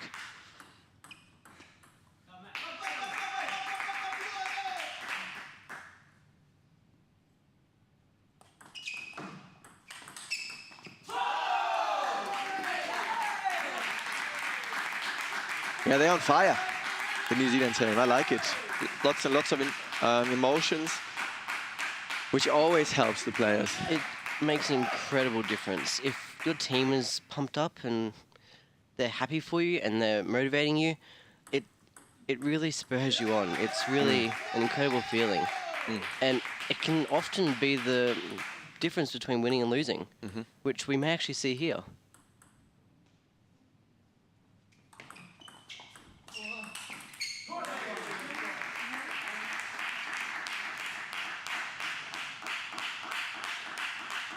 In this game, I a little bit have the feeling that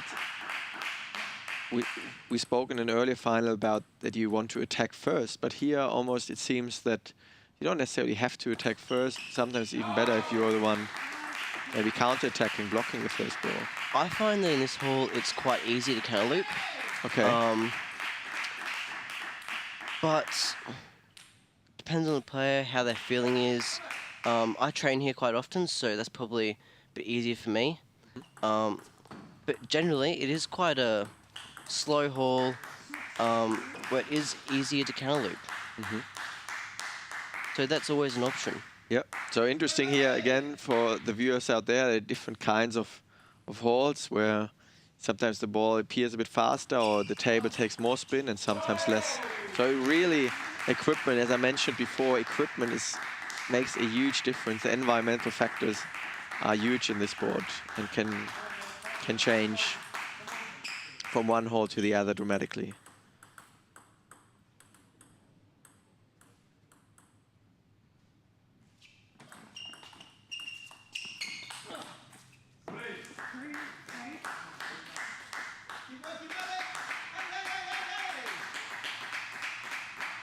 Are we going to see a change here from Matt? My feeling is that David is moving really well at the moment, and he changed sort of halfway through the set and working a bit more with his legs towards the shots. So if Matthew wants to have a chance, he needs to catch one or two of those active shots and get him maybe on the wrong side or something like this. But if David moves that well as he did the last couple of points, it will be difficult for Matthew to get through.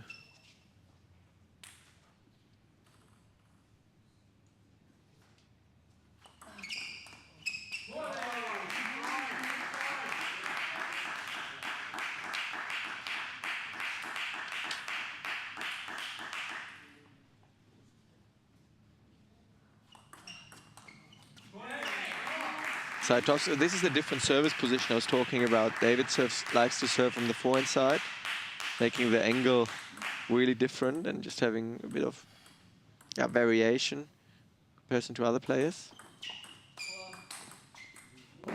Beautiful counter attack. I think he hit it with his edge, but nevertheless, beautiful down the line shot there. Do you think there's room here for a comeback? Most certainly. I mean, this was a really impressive set. It looked like 3-all. It was 50-50, and all of a sudden David just stepped up a couple of percent. Matthew maybe one or two unforced errors, not finding the spots to get David. So certainly always a chance. This whole match, not just the single match, the whole team match it will be a massive roller coaster, massive ups and downs, I'm sure.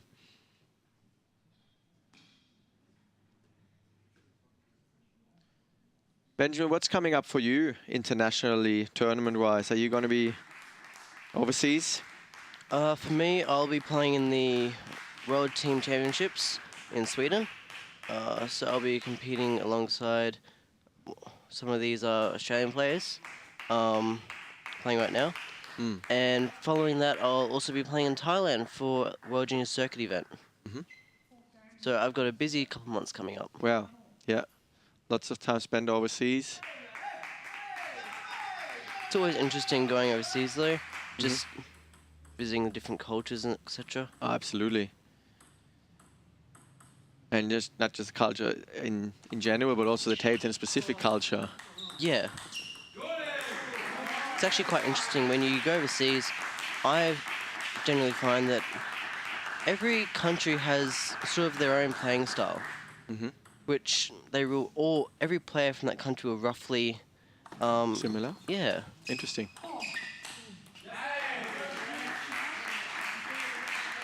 Yeah, David finds this elbow area really well at the moment. Finds this middle area where it's off the hitting zone. And Matthew Ball struggles a little bit to attack in this game and to be aggressive.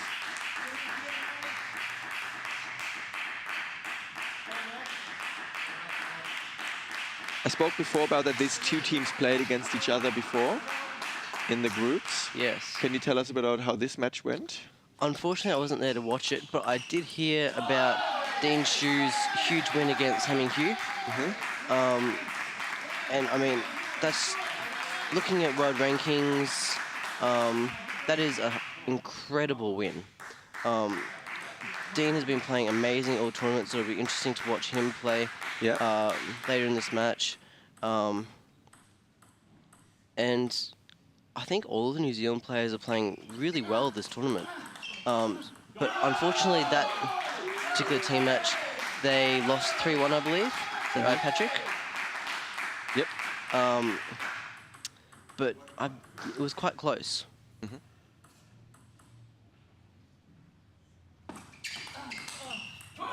A long serve from Matthew Ball there. But David saw the long ball coming, stepping around and attacking to the forehand side.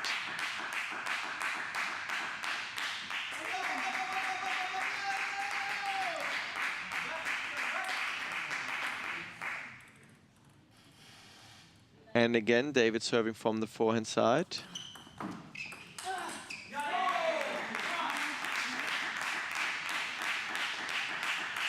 Yeah, lots of players have problems there. Reverse spin, so a side spin, especially kind of side spin to the forehand side. And that's not easy to control. And that's why Matthew chose here to play the backhand rather than the forehand, even though the ball went more to the forehand side. Here we go, step to the side. And again, David being aggressive towards the elbow area.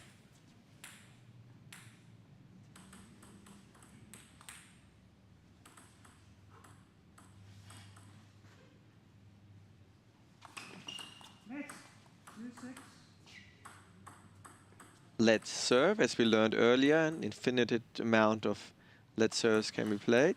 Ooh, and service mistake. Score's frozen there, it's 7-2.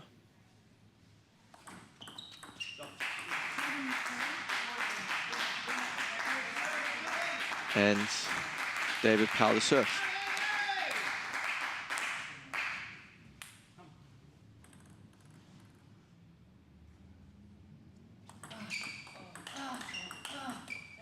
Beautiful backhands. David is fully controlling the match at the moment.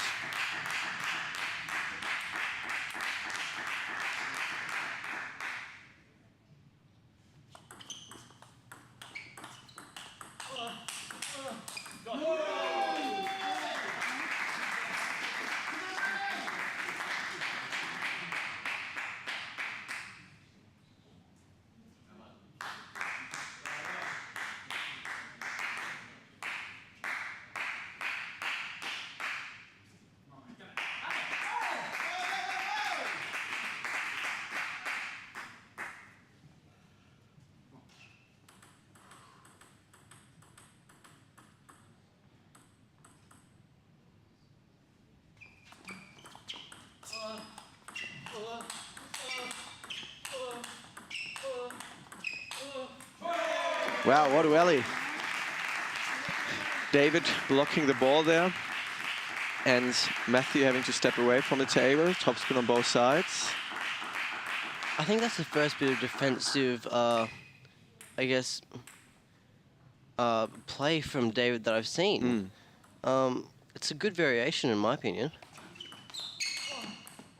Definitely, particularly if Matthew Ball's first one or two topspins don't have the quality, maybe not deep enough. 9-5. The ball just hit the edge.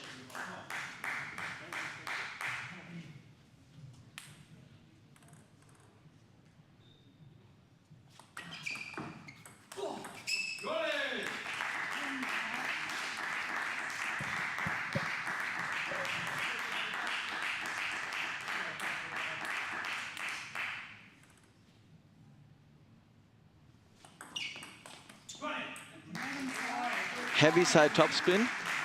So much side topspin that he even had to bring his right leg up to play the serve. And Ball couldn't control it. So, fifth set coming up. Whoever wins the next game wins this single match and brings their team in front. As we mentioned earlier, I think the start of this set is going to be so important for the result of the match. It's a really interesting match. I mean, it was 2-0 up, then 3-all, and all of a sudden something changed in the third set, and momentum went over to David. Just a little bit more tension in legs, have maybe a little bit better movement, and changed the whole game. What's going on now in the player's mind for the fifth set? We didn't have many deciding games, if any. Didn't have any deciding games today. What is going on in the player's mind now? I think David will be quite confident going into this last set. He's won 2 in a row. Everything's going well for him at the moment. He should be really looking to be aggressive and continue this winning streak. Whereas Matt, he won't be so happy. He's won the first 2 sets, lost the next 2, quite at bad scores as well. So I think he'll be looking to really get back into his rhythm from the first 2 sets and, yeah, get in there early.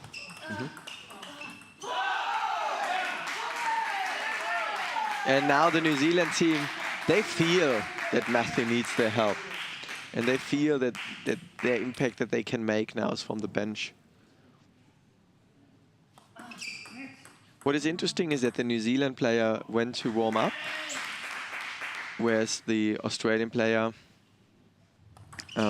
still sitting there, quite relaxed.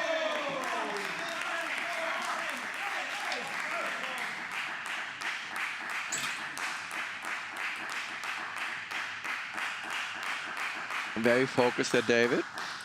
Forehand orientated, waiting on the far left corner.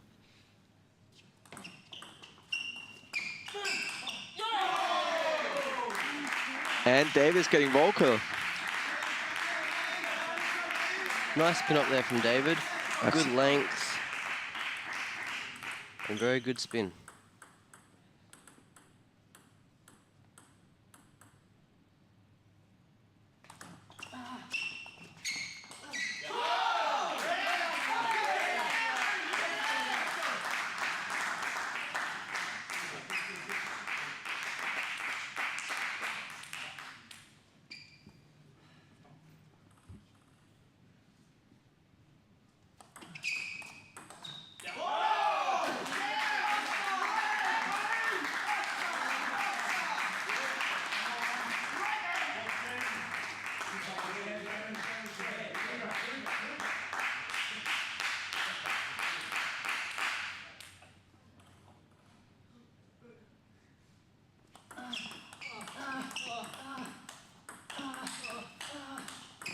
Look at this rally. Wow.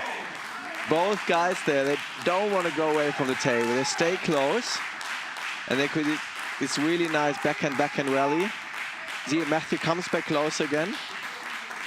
And then, this is the extra bit of commitment there. David jumping around, wanting to play forehand, going for the shot.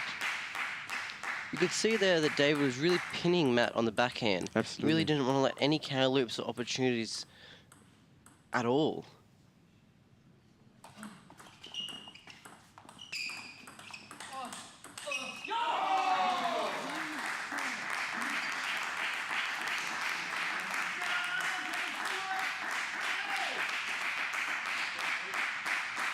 You can see there the Australian bench is getting a bit more vocal now.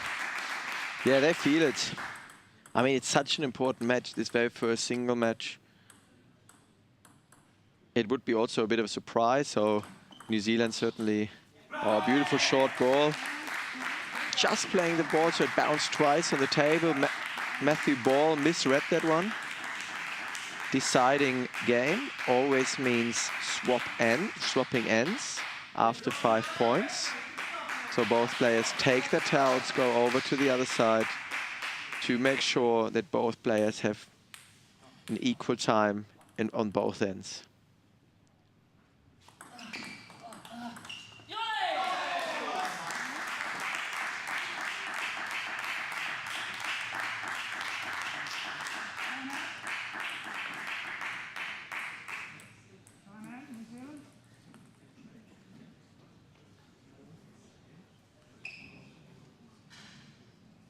Timeout, 60 seconds. Bit late? Could be a little bit late, but I mean, we'll have to see. It might just break up the momentum enough to stop David. Mm-hmm. I think it depends on what Tim tells Matt. Yep. If it's really good information and it can change Matt with new tactics, it could work well. And David is ready. He doesn't even wait the 60 seconds. Less than 40 seconds and he's back on the table. Matthew taking this extra bit of time, and often those timeouts, they really go for those 60 seconds. So it's interesting to see that both players are quick quite soon.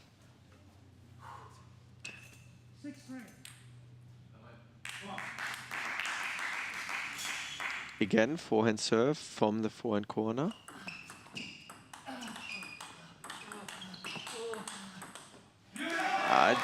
But David is doing it really well now. I don't actually think the quality was good there for Matthew Ball, playing to wide backhand.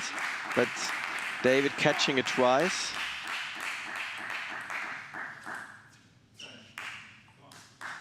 And this was Boyd Clark, who we saw there, who we earlier had in the commentary box.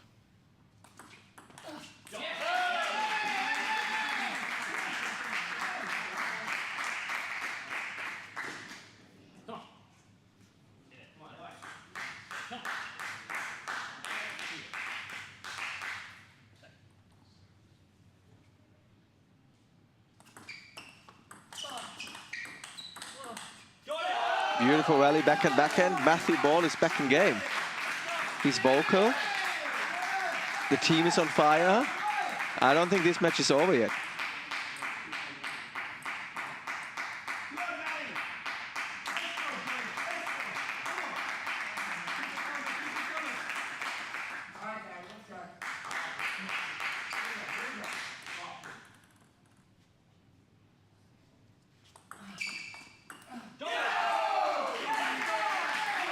Yep, timeout taken by the player, by David Powell. There's been a real change in rhythm here.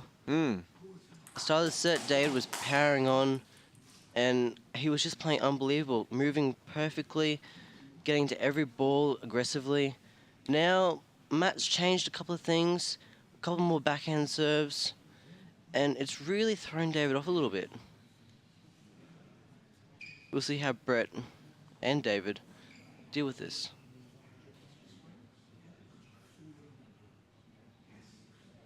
Hemming there, Hemming who? Australia's #1 player, standing next to Brett Clark, giving this extra support, showing this extra bit of presence, that this whole team is there to help David. And that's the strength of the New Zealand team, this extra bit of motivation. We can see that Tim's still standing up there, showing that he's present, that he has Matthew Ball's back.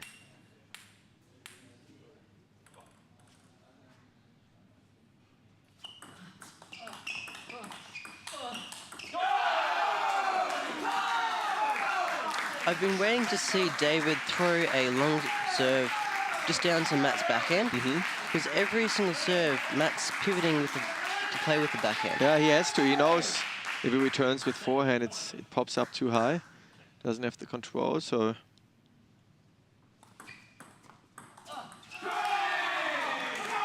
And here we are now. Australia standing up as well. Great atmosphere in the hall.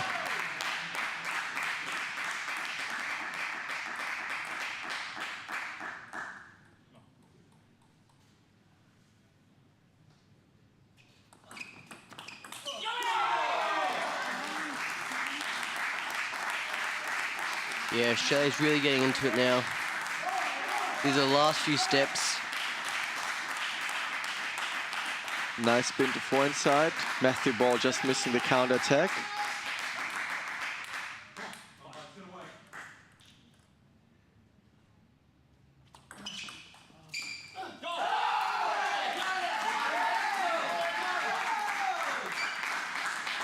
We've seen a couple more unforced errors here in the last couple of points. A bit of nervousness. Do you think that's the nerves? Oh, yeah, nerves, pressure. Also very good quality here. Nice and deep to the elbow area. I think David was waiting a bit on the backhand because Matthew flicked there earlier.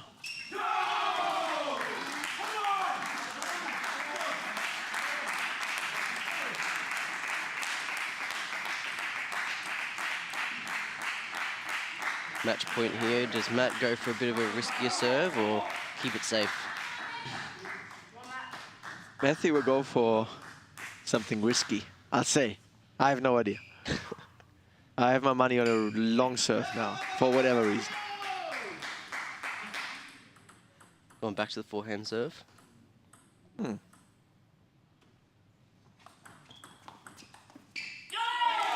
And here it is, short return. Matthew didn't read it. It's 2-0 up, but at the end, David Powell won 3-2 with the score 11-5, 11-8 for Matthew Ball, and then 11-4, 11-5, 11-8 for David Powell. So last three sets, let's say the first two sets quite clear, but the last set, 11-8 for David Powell, very close match. Where I felt that 7-all really could have gone either way, but then David stepped up again a bit. It was a good match. Very exciting all the way. With lots of variation. I mean, there's kind of what I really like today is, and I think this is for the table tennis crowd out there, the most important part is lots of variation. The playing styles, you know, passive, more flat hitting, more spin. Here again, Matthew Ball quite tall, good control over the ball. Variation between passive and active, and then we have this forehand power of David Powell. Strong footwork.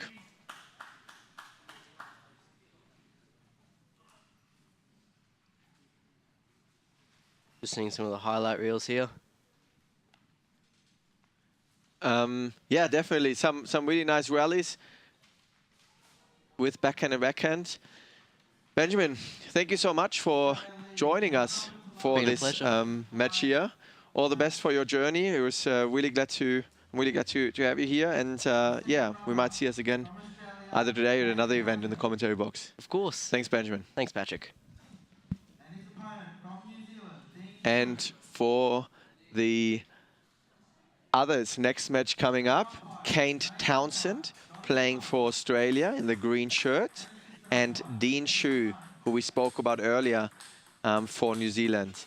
Dean Shu, an incredible match against Hemming Hu earlier at the tournament, beating the, on paper, strongest player in the tournament, and which was certainly a great win for Dean and a great win for New Zealand as well. And it was not the only Australian player that Dean Shu won against this week, because he also won against Trent Carter a couple of days ago in the singles event. Kane Townsend is based on the Gold Coast, so he will truly have a home Commonwealth Games in April. he spends a large part of the year, if not the majority of the year, in Japan, in Tokyo, where he trains and competes for a club. It's a pure table tennis family, both parents coming from table tennis and being coaches.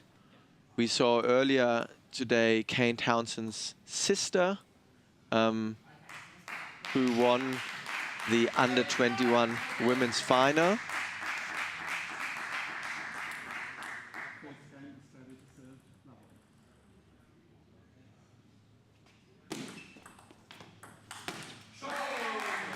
And two completely different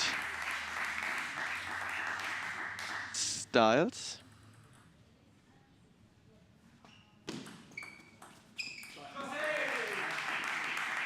Again, all the players, all the people living nearby the Gold Coast, please feel free to come in. We still have an action-packed day. After the teams, we will have the men's and women's singles events.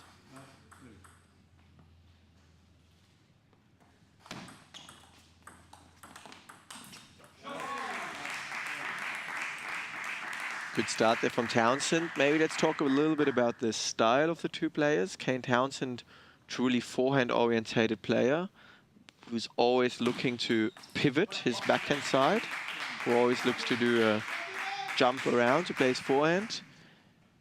And so this will be the difficulty for Dean Shu, to avoid this forehand power and variation of Kane Townsend. Dean Shu, also Kane Townsend being left-handed, which is, I don't think, ideal for Dean Shu's style, as Dean really likes to return the ball with backhand side. We will see him in the next couple of sets going around his forehand side to play backhand flick or backhand short balls. And with the ball drifting out a little bit too much, Dean will always have to watch out that he might have to play forehand return of serve.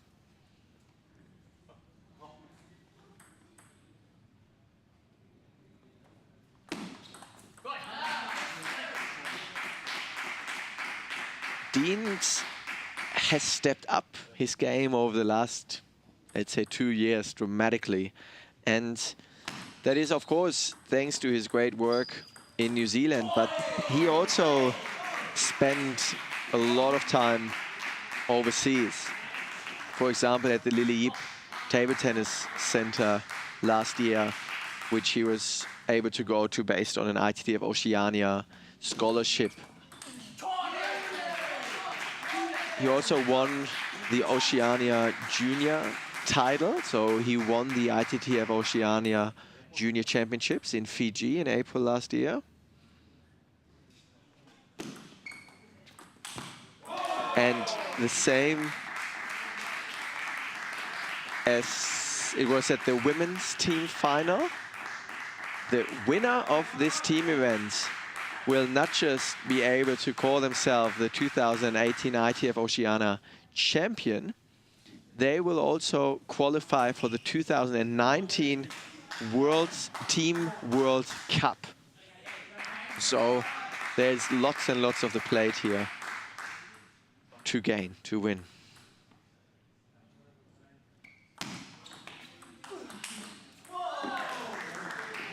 Five-all, look at this cracker. He didn't even care. This was an excellent backhand topspin from Dean Shu, and then we just see Townsend just counter-attacking as if it's nothing.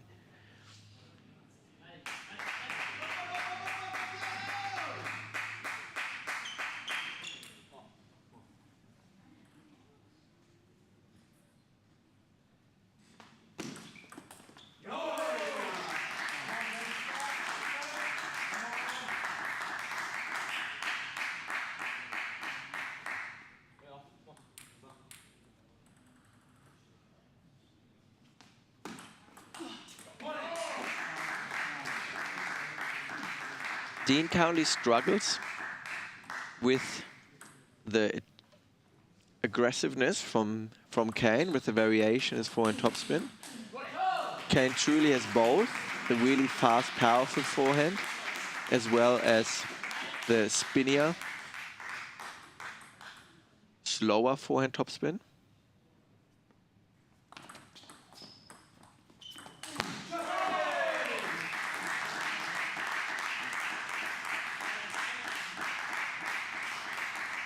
Beautiful return of serve, nice and short.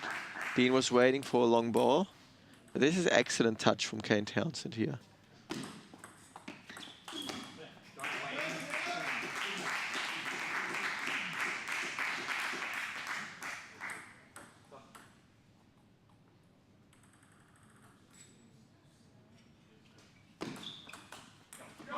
And again, short serve to forehand side. Dean wants to pivot, wants to play backhand, but no chance. And here we go.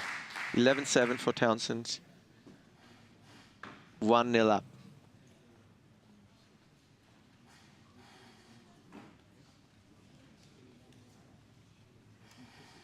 The New Zealand team all standing up, showing the support in the game break. All four up. It's a great team spirit there, I have to say.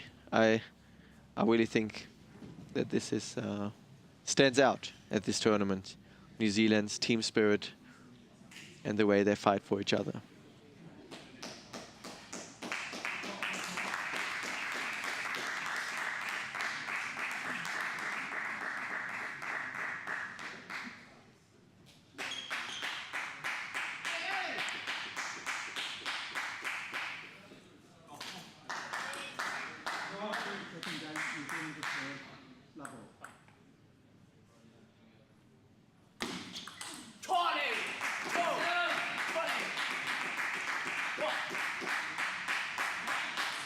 Second game starting.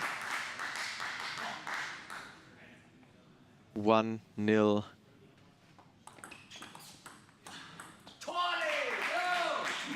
2-0 for Dean Shu now, a good start. We see the Australian team here and we see the way they are geared up. They have the Australian uniform, they have all their backs there, and it's quite interesting sometimes how the equipment that table tennis players bring to a table. You think it's only the rackets and the water bottle, but you have all these spare rackets, spare clothes. Lots of players have 3-4 shirts. Sometimes they go through 2 or 3 shirts in a match. Some players, I know, for example, Hemming Hu is really famous for it. He has 2-3 drinking bottles with different kinds of drinks that have to be there in a different order.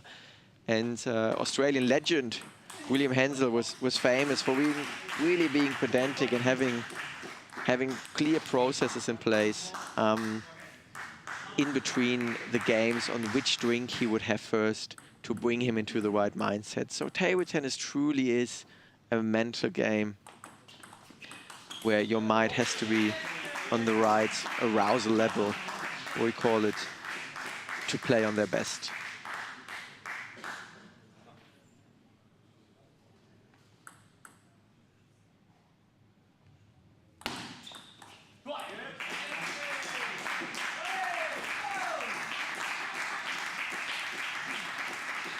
Five one up.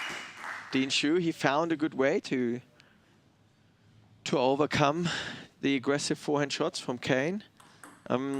What we find with a player like Townsend at times is that maybe he overpaces a little bit, goes for the crazy forehand shots, where maybe sometimes the easier, simpler shot may be the better option. We spoke earlier about the different positions that a service player has on the table. And now maybe we can have a look at the grip of the players, where you change completely the service, the grip at the service, the way you hold your racket, to make sure that you can use your wrist in a full range of motion, which then allows to create more spin on the ball. And these are all things I like to tell you guys, because I believe that our sport is in table tennis is quite complicated to see all those details on the television. and those small things that may impact the game and may change the whole game.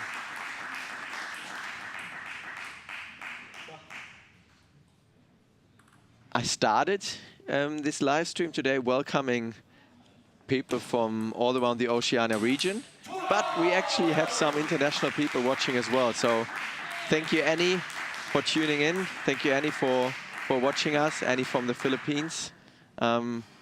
We are glad and happy to have you here. And I hope you enjoy the matches.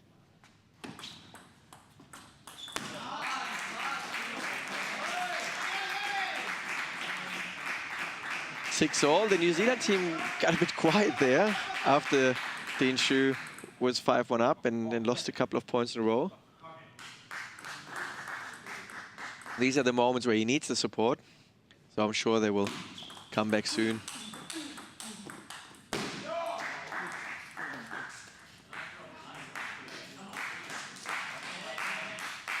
As mentioned earlier, Kane Townsend spending time in Japan at a university team there where he trains, lives, practices. And again, he comes into Australia to play those tournaments. So all the people we had here on the screen today, all the people we had in the commentary box, those guys are truly traveling around the world and living the life of a professional player, even though they may not, they may also go to university or work.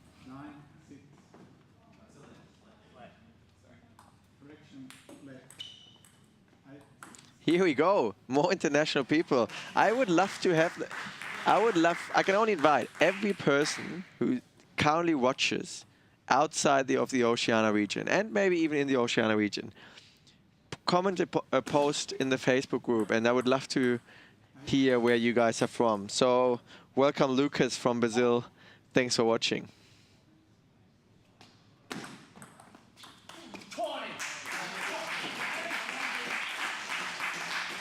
Interesting to see. I don't think New Zealand likes to hear that the Brazilians are in favor of the Australian team and cheering for the Aussies.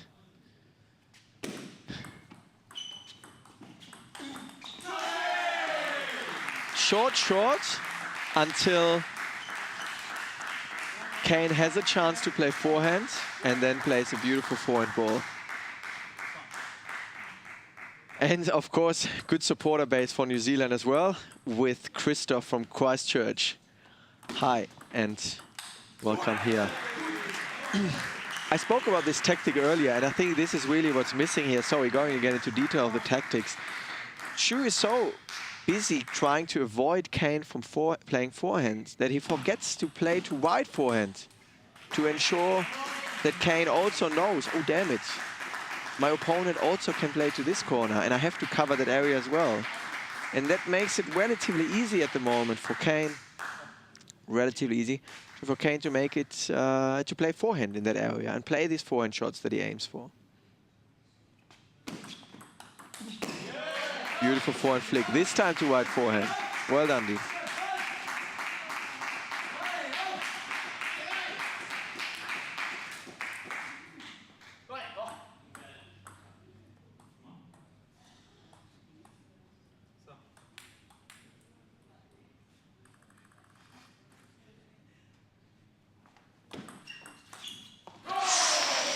(10-9), risky serve, just half long, heavy side backspin, and Dean was a little bit too far away from the ball, and the ball hits the edge and goes off the court, which leads to an 11-9 win of the game from Kane Townsend over Dean Shu, bringing Australia and himself 2-0 up.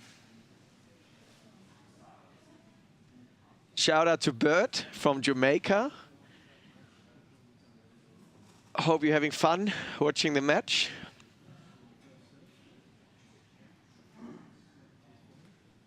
Please feel free, all the people watching here, please feel free to ask questions, particularly now that we are getting really truly international. Any questions about the area, about the region? And about in regards to table tennis, please feel free to send us a question.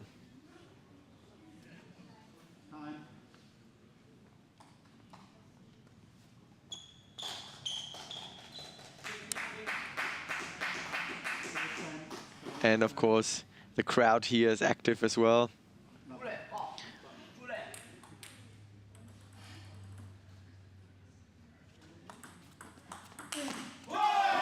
Look at this, the ball goes to forehand. Why can Kane Townsend play this ball is because he anticipates the ball coming to backhand. He steps around early and counterattacks.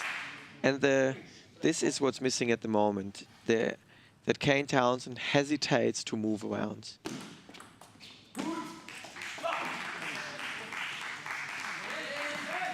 Two 2-0 up. Dean Shu having problems with the left-handed serves there, going out to the forehand side.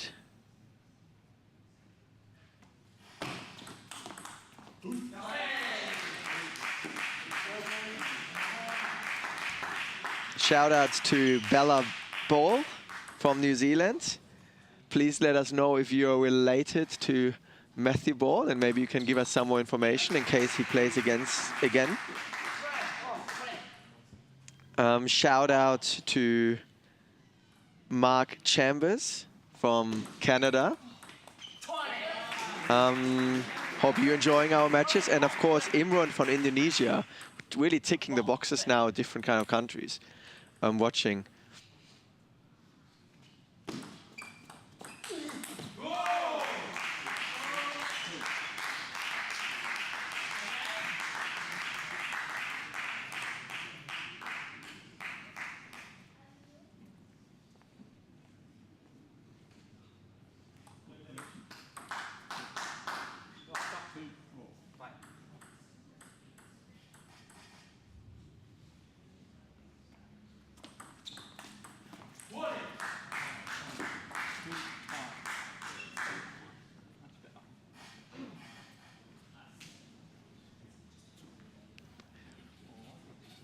Two 2-0, 5-2 for Townsend. Timeout from Tim. And yeah, maybe it's just me, but again, I feel like a late timeout. There is lots of opportunity in the second set to take a timeout, and I think it was truly needed. But who knows, you know, Dean Shu now maybe gives his comeback.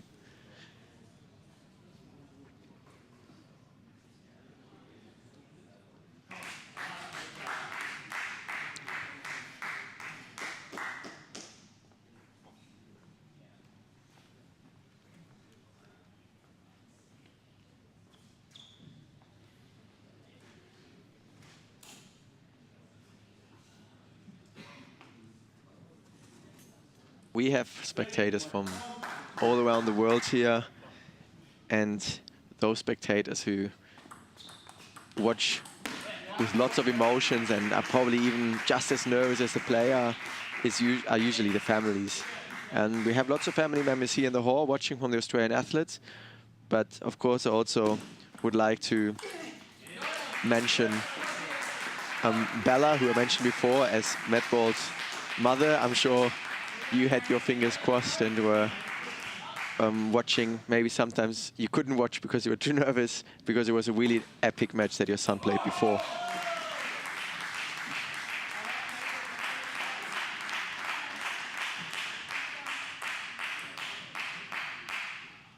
Mark Russ, mate, you're from the Gold Coast. Come down, get a drink, get some water, get a snack for lunch, and watch the matches here in the hall. So all the guys watching here from the Gold Coast area, please, please, please feel free to come around, free entry, and watch the matches at the Gold Coast Table Tennis Center.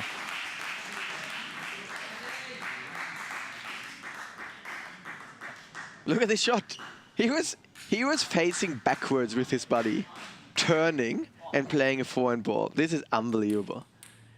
They can't believe it. The Australian players, they don't even know what just happened there. I hope we can see this one again. Beautiful forehand shot. Ball pops up. Ball pops up too high, and Kane is ready to play his forehand topspin.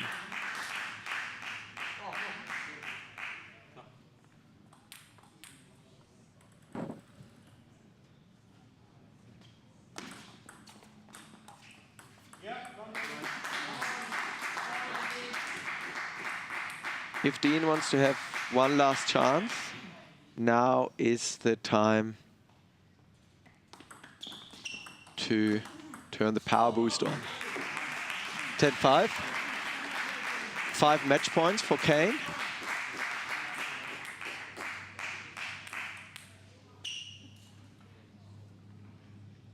And look how relaxed they look there at the Australian team. And beautiful forehand flick. That's it, 11-5, 3-0. Kane Townsend beats Dean Shu extremely comfortably, which is a surprise, I believe, not just for me, I'm sure for most for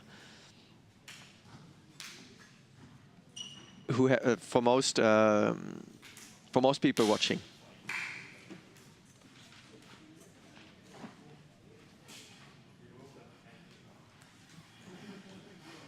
Welcome Dan from the Philippines. Welcome Joey from Houston. Good on you guys. Hope you guys stay on for the next match, Christian versus Alfred de la Pena. Watching the highlights here, just quickly, we see lots of services that were an advantage for Kane in particular. Ball pops up, he can play his forehand balls. In particular, the one down the line that surprised Alfred. This is the key at the end. If your service and service return game is not fully working for you, it's really difficult to get the game. But again, Kane on full flight. Yeah, you don't want to reverse him on the table. That forehand there is really dangerous.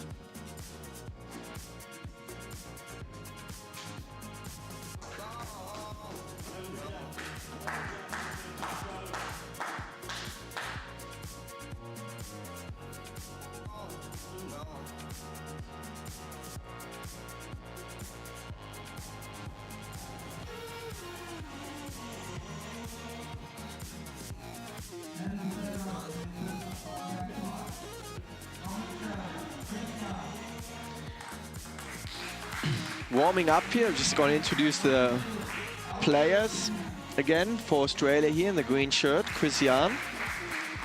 Christian is a former Olympian, played in Rio for Australia. He's representing Australia on the Commonwealth Games that are coming up next month. And on the other side, Alfred de la Pena, quite young player, with a bright future ahead, I'm sure.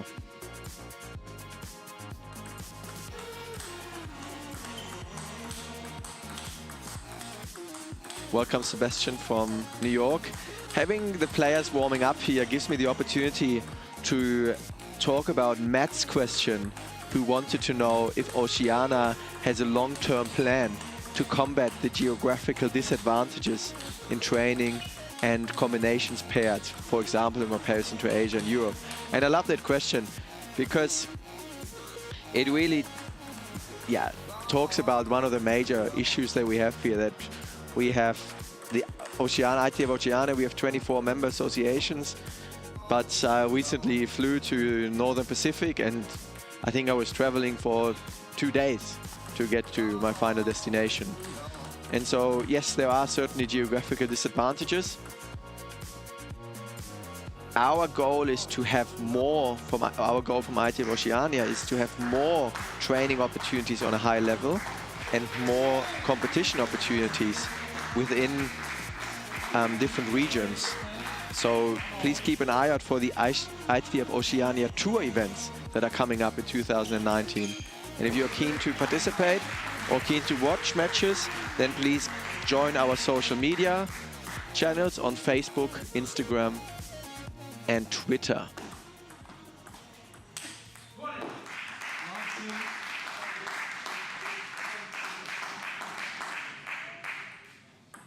Christian, good start here, 2-0.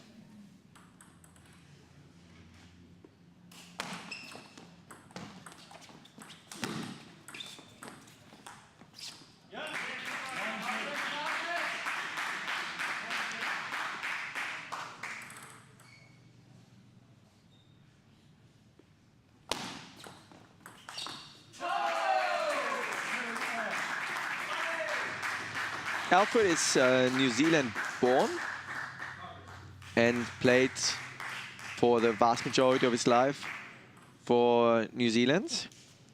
But he also spent some time in Australia, not so far away from where we are right now on the Gold Coast, where he also participated at the Australian Junior Championships and represented Queensland. So he spent some time overseas as well. Maybe not as far as some of the other guys we're talking to today. Far away from the table now, look at this backhand. And Chris Jan just stands there, blocks it back, has the bat at the right spot, and pop, blocks it back.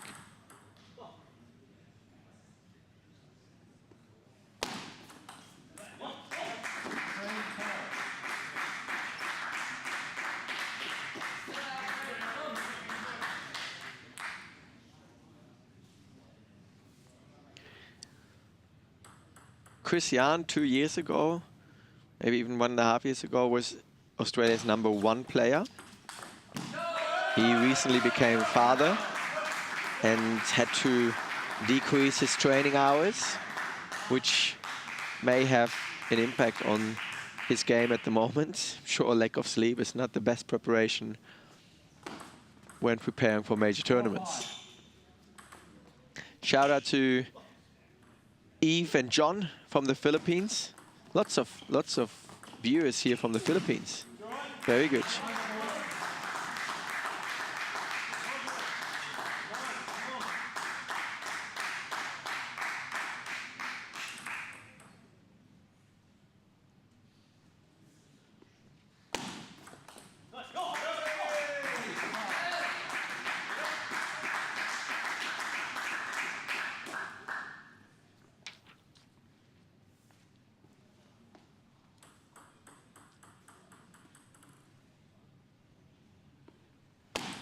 Late.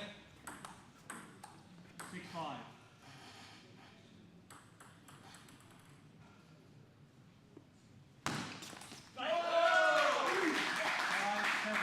Alfred, being a left-handed player, is an attacking player on both sides. And we can see how Chris struggles a little bit with the variation of his serves. At the same time, Chris is a very experienced player, so we'll see if that becomes less of a problem throughout the match.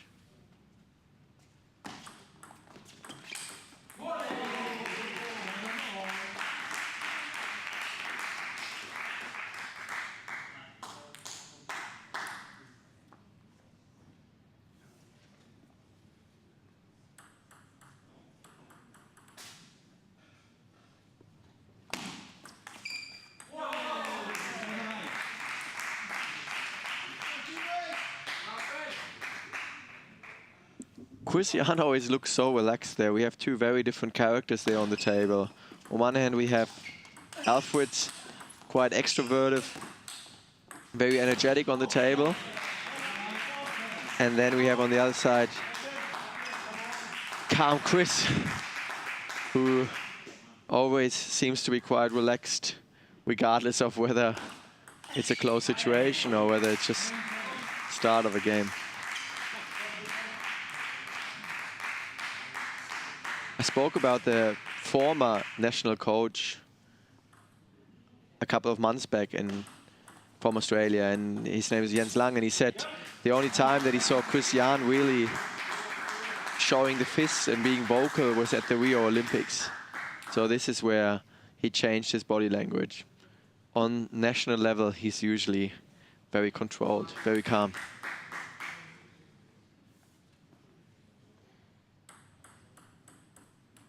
Two game points for Jan.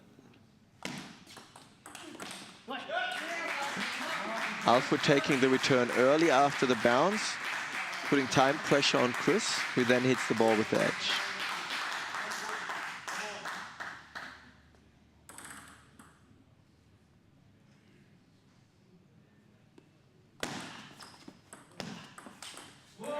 Beautiful backhand.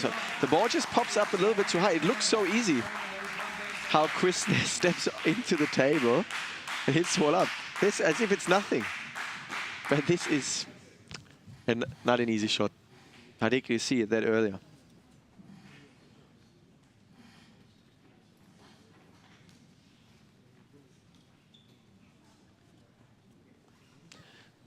(11-9).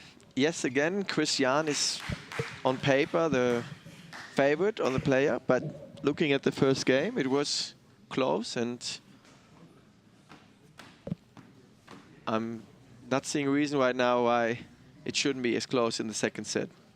Christopher asked if players still look at their opponent's bat before the match, which is traditionally done to see which equipment is being used.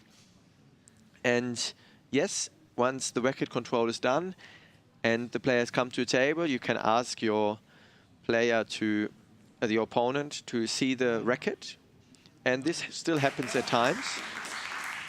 But because this tournament went on is already going for 4 or 5 days, and the top players know each other quite well, they traditionally have a reasonably good idea of which equipment the other player is using.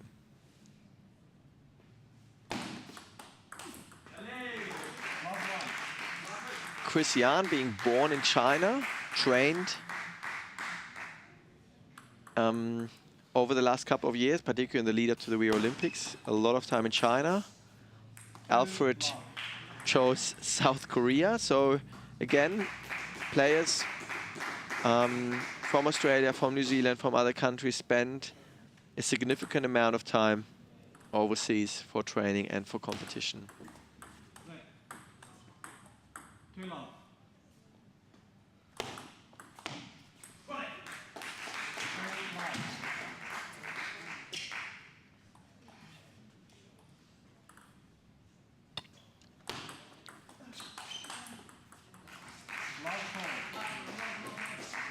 Christian now being very dominant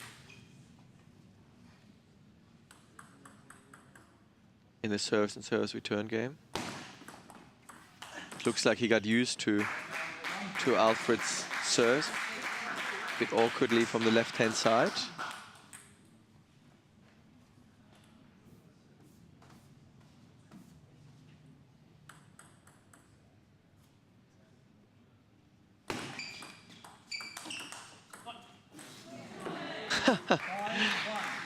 Yeah, he thought it's over. He played this awesome backhand, and he thought it's all over. He thought the ball bounces off the court, and then Chris just stands there, just blocks it back. Nice and deep. Didn't even hit the edge.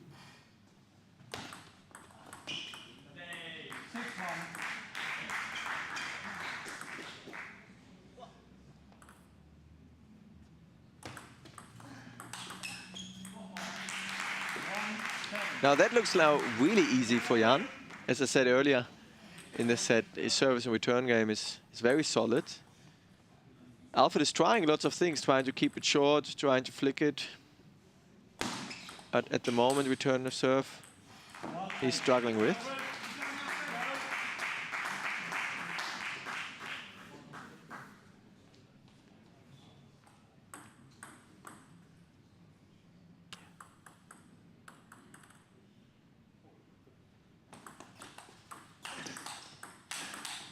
What? Oh, second time. Alfred plays this amazing backhand, and then Chris just plays it back, and Alfred can't finish it. Now, on this level, you don't get many chances, but if you have one, you better take it.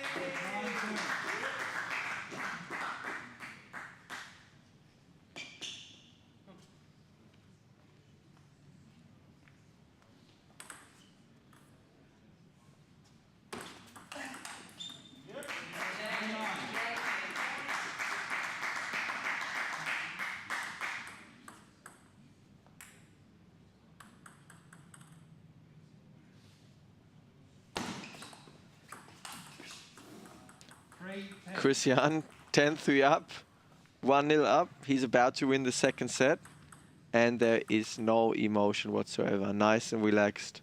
We call it the sleepy style. 11-3.